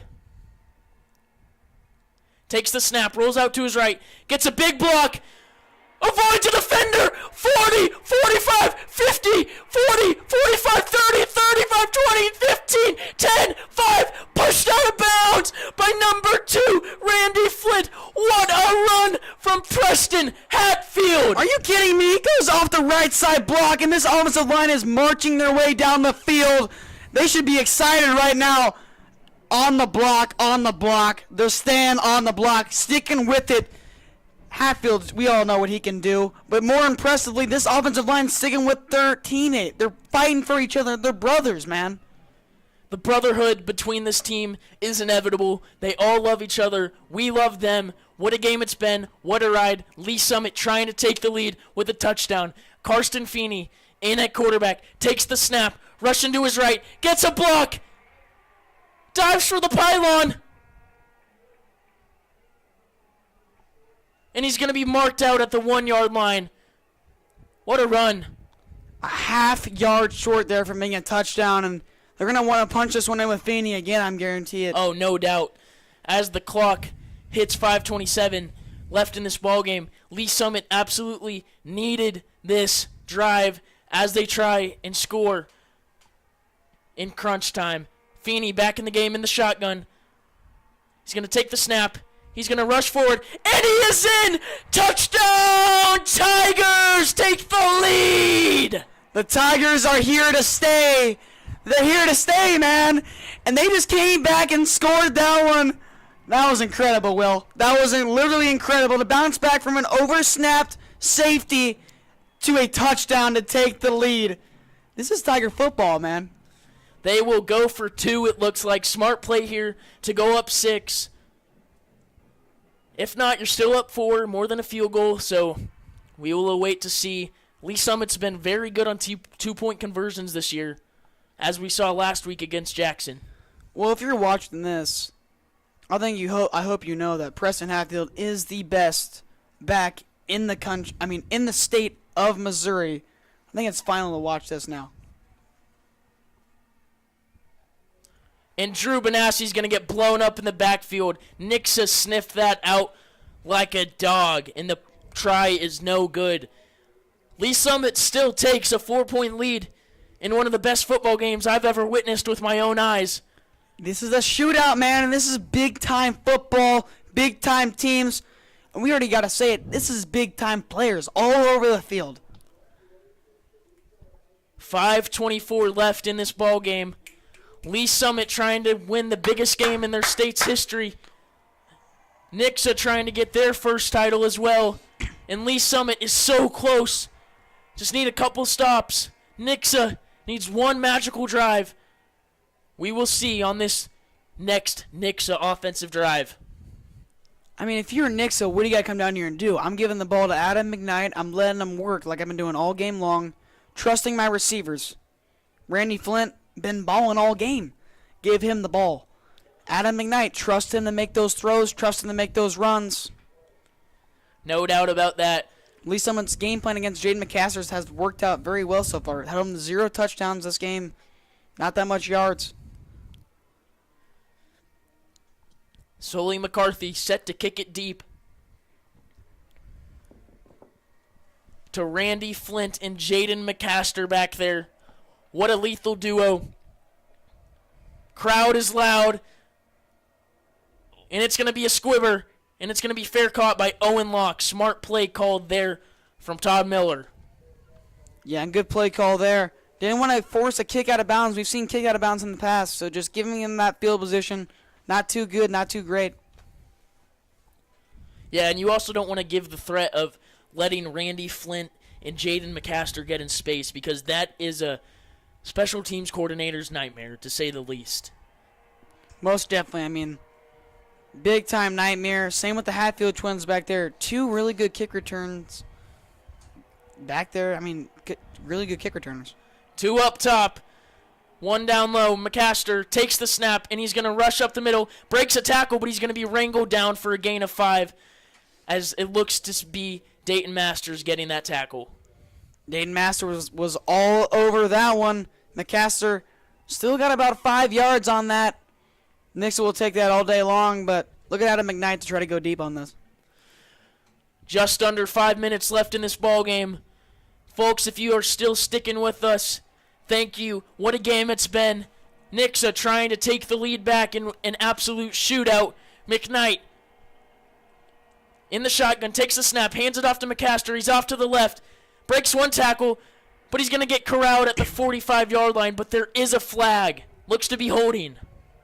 That might go on Cantwell there with a holding call. It was a first down. We'll see what this call is, but really good execution there. I think they got Dayton Masters a little bit on that hold. Yeah, I saw when I was watching that play, it looked to be a hold on the left side of that offensive line, and glad the ref saw that. Penalties just keep pushing NIXA and Lee Summit back. Both have hurt both teams, but both have still put up exceptional numbers. What a game we've had, Cash. It's been a great game, and you have 2 offenses that are obviously the 2 best offenses in the state. I mean, we're seeing it right now. Running and gunning. I mean, is it possible for 2 teams to win state? Like, both these teams have played exceptionally, and there's only one winner, and we will see in these final 4 minutes and 37 seconds of what's been a hell of a ball game. Yeah, and these two offenses, man, they've been balling. Hard-nosed football, and whoever wins this game, I hope they know, I mean, it was a dogfight. Both teams are dogfighting right now, and they want to win. Both these teams have never won a state championship before, and we talk about this, and it means a lot to history. 2nd and 15 for NIXA with just about 4 minutes and 30 seconds left in this ball game. NIXA has 2 timeouts, Lee Summit 3. 4-man front from Lee Summit. McKnight motions the receiver, has time, rolling out, chucks one deep. And it's going to be broken up by Isaiah McConnell. People say Isaiah McConnell's too short. He can't play his position. Are you sure? He's been balling all playoff long tonight, especially making tackles for losses, making those big-time plays like he just did right there. That pass deflection, man, he can play with the best receivers in the state. Mason Canan, number 9 out there, trying to get the crowd riled up. I don't think he needs to do so. This crowd is here. They are loud, and they are ready to see this Tiger team succeed. McKnight all alone back there, 5 wide. Rolling back, throws it deep again. And it's going to be incomplete, but there's a flag. Yeah, it'll be a pass interference there. McConnell held him right on the jersey. Definitely a pass interference there. They couldn't let Tigers get away with that one. Yeah, I got to say, I do agree with that flag. You got to turn around and you can't hold. I will say it might be a good penalty because he would have beat him and he would have had an easy touchdown. Yeah, I totally agree with that. He was wide. He's been wide open there. Just held him a little bit. You got to do what you got to do. So that will result in an automatic first down for NIXA. Not the best scenario there, as NIXA was facing a 3rd and 15, as Lee Summit was trying to get off the field there, but failed to do so. And you almost feel like Adam McKnight threw that ball up for that reason right there. 1st and 10, Eagles, 4:15 left. 2 timeouts for NIXA, 3 for Lee Summit. 4-man front. 1 in the backfield. McCaster. And McAdams is just going to run it up the middle, and he breaks a tackle, and he's going to get boomed by Dayton Masters, but keeps on moving. Yeah, Dayton Masters did lay the hit there, but you got to go in with arms, too. You can't just lay the shoulder there. McKnight is not going to go down that easy. He's 6'5", 215. He's a big dude. He can run. NIXA is nearing in on the 40-yard line. 1st and 10. 4 minutes to go. Lee Summit desperately needs a stop. NIXA desperately needs a touchdown. 2 teams trying their best to bring home a state title to their fans, students, and teams as a whole. McKnight takes the snap off to the left again, and he's going to be tackled by Carter Duffy, but he gets a good gain of 4. There's Carter Duffy. He's been a little quiet this game, making his presence right there, showing what he can do in the backfield, also in his coverage presence. NIXA has the ball at the 42-yard line of Lee Summit. 3:30 left to go in this ball game. These are where memories are made of. McKnight, McAllister lined up behind him, and Lee Summit jumps. Little eager there. They were going to send that blitz, or either they were going to back up or send that blitz. Mason Canaan got a little jumpy on that one and used the hard count, but I feel like this might go on NIXA. Looking at quarterback's emotions. It will go on NIXA as the NIXA offensive line makes their way back, and what a huge call. One for Mason Canaan. I mean, he would have got his heart ripped out. But also for NIXA, just pushing them farther back from pay dirt. Yeah, and this is the biggest drive for NIXA of the season. They got to score this. Put this one in the end zone. 2 up top, 2 down low. McKnight, McAllister to his left. Has time, and he's going to chuck it near the sticks for a gain of 10, and that will be close to a first down near the 33-yard line of Lee Summit. McKnight showing his pocket presence right there. Delivering dimes, staying neutral, staying poised, staying calm. It will be 3rd down and 2. Lee Summit has done exceptionally well up until this point in the season on 3rd and short. NIXA has done the same with that powerful and big O-line. Don't be surprised to see McKnight just power it forward for a first.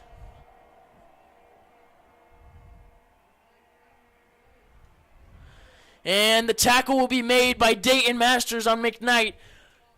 And he looks to be just short of the first down. This is the play, Will. 4th and 1. How do you want to be remembered? This is where dreams come true. This will decide the game. 4th and 1, 2 minutes to go. McKnight in the backfield, jumbo formation. Snap is good. And he's going to rumble. I don't know if he got it. We will see the spot. Looked like he got it on the initial landing, but Lee Summit defense signaling he was short.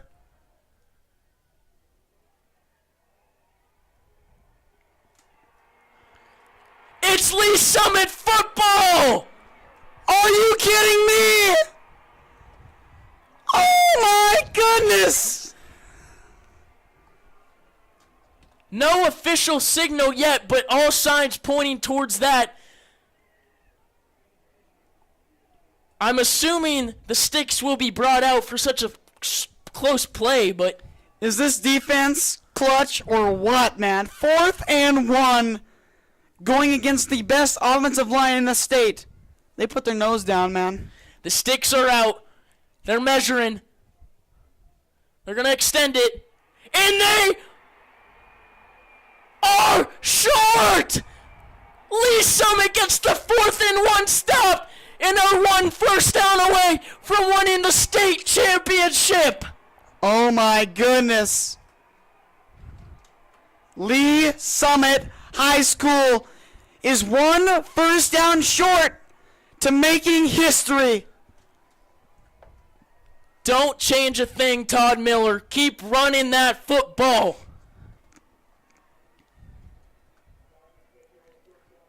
First and 10 for Lee Summit at the 32-yard line. 1:44 left in this ball game. NIXA only has 2 timeouts.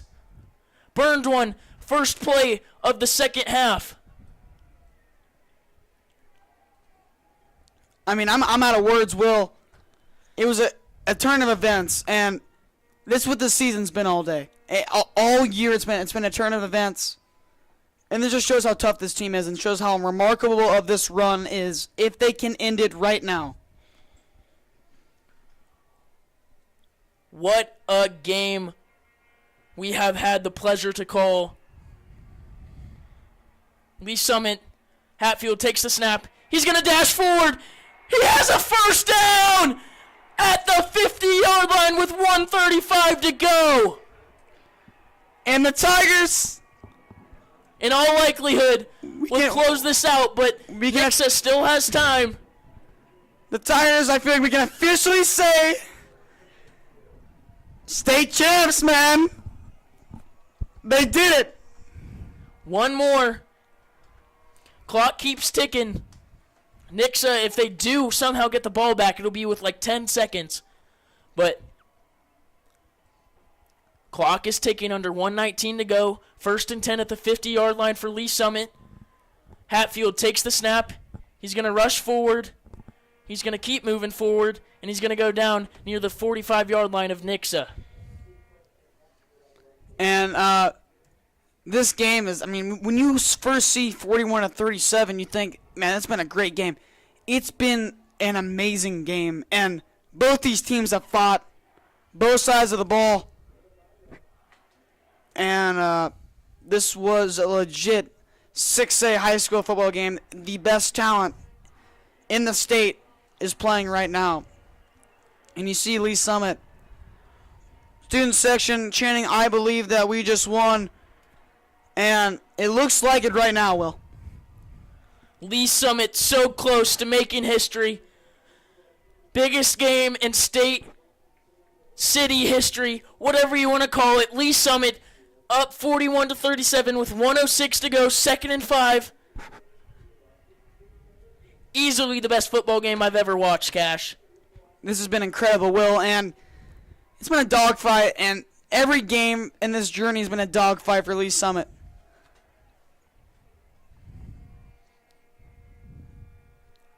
NIXA with 2 timeouts left.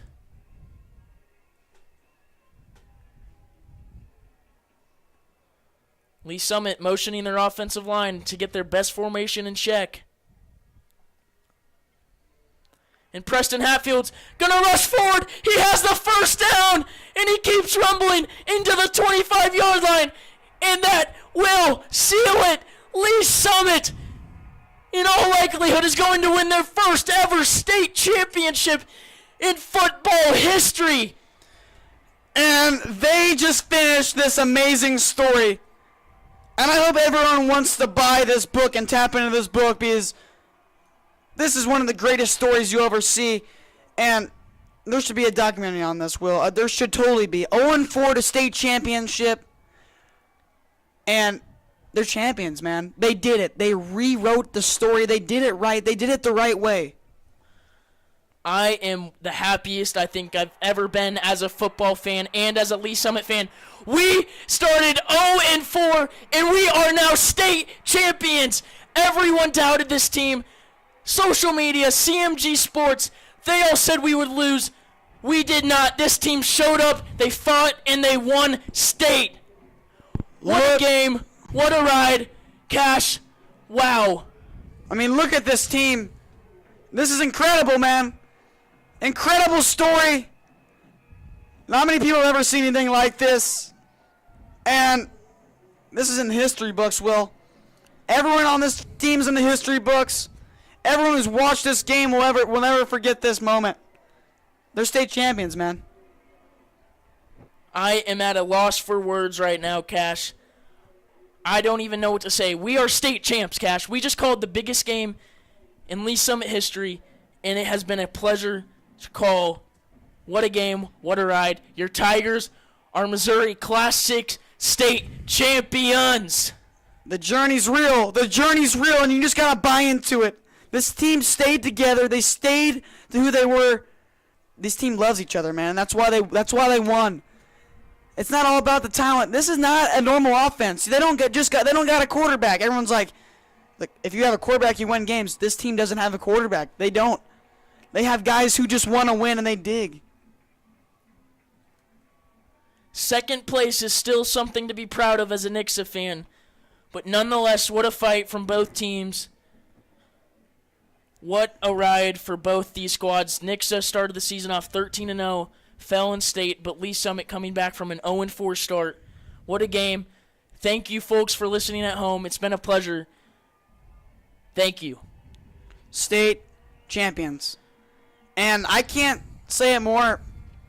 This is one of the greatest games I've ever watched. And I feel like every game me and Will Colv always say it's been the greatest games we've ever watched. It's amazing, man. I mean, it really has, and I just want to say thank you to my producer, Gavin Straley over there, my color guy, Cash Belzer, and me, Will Jenham, and of course our lovely teacher, Miss Elaine Roseberry, for coming with us along the way and making this possible.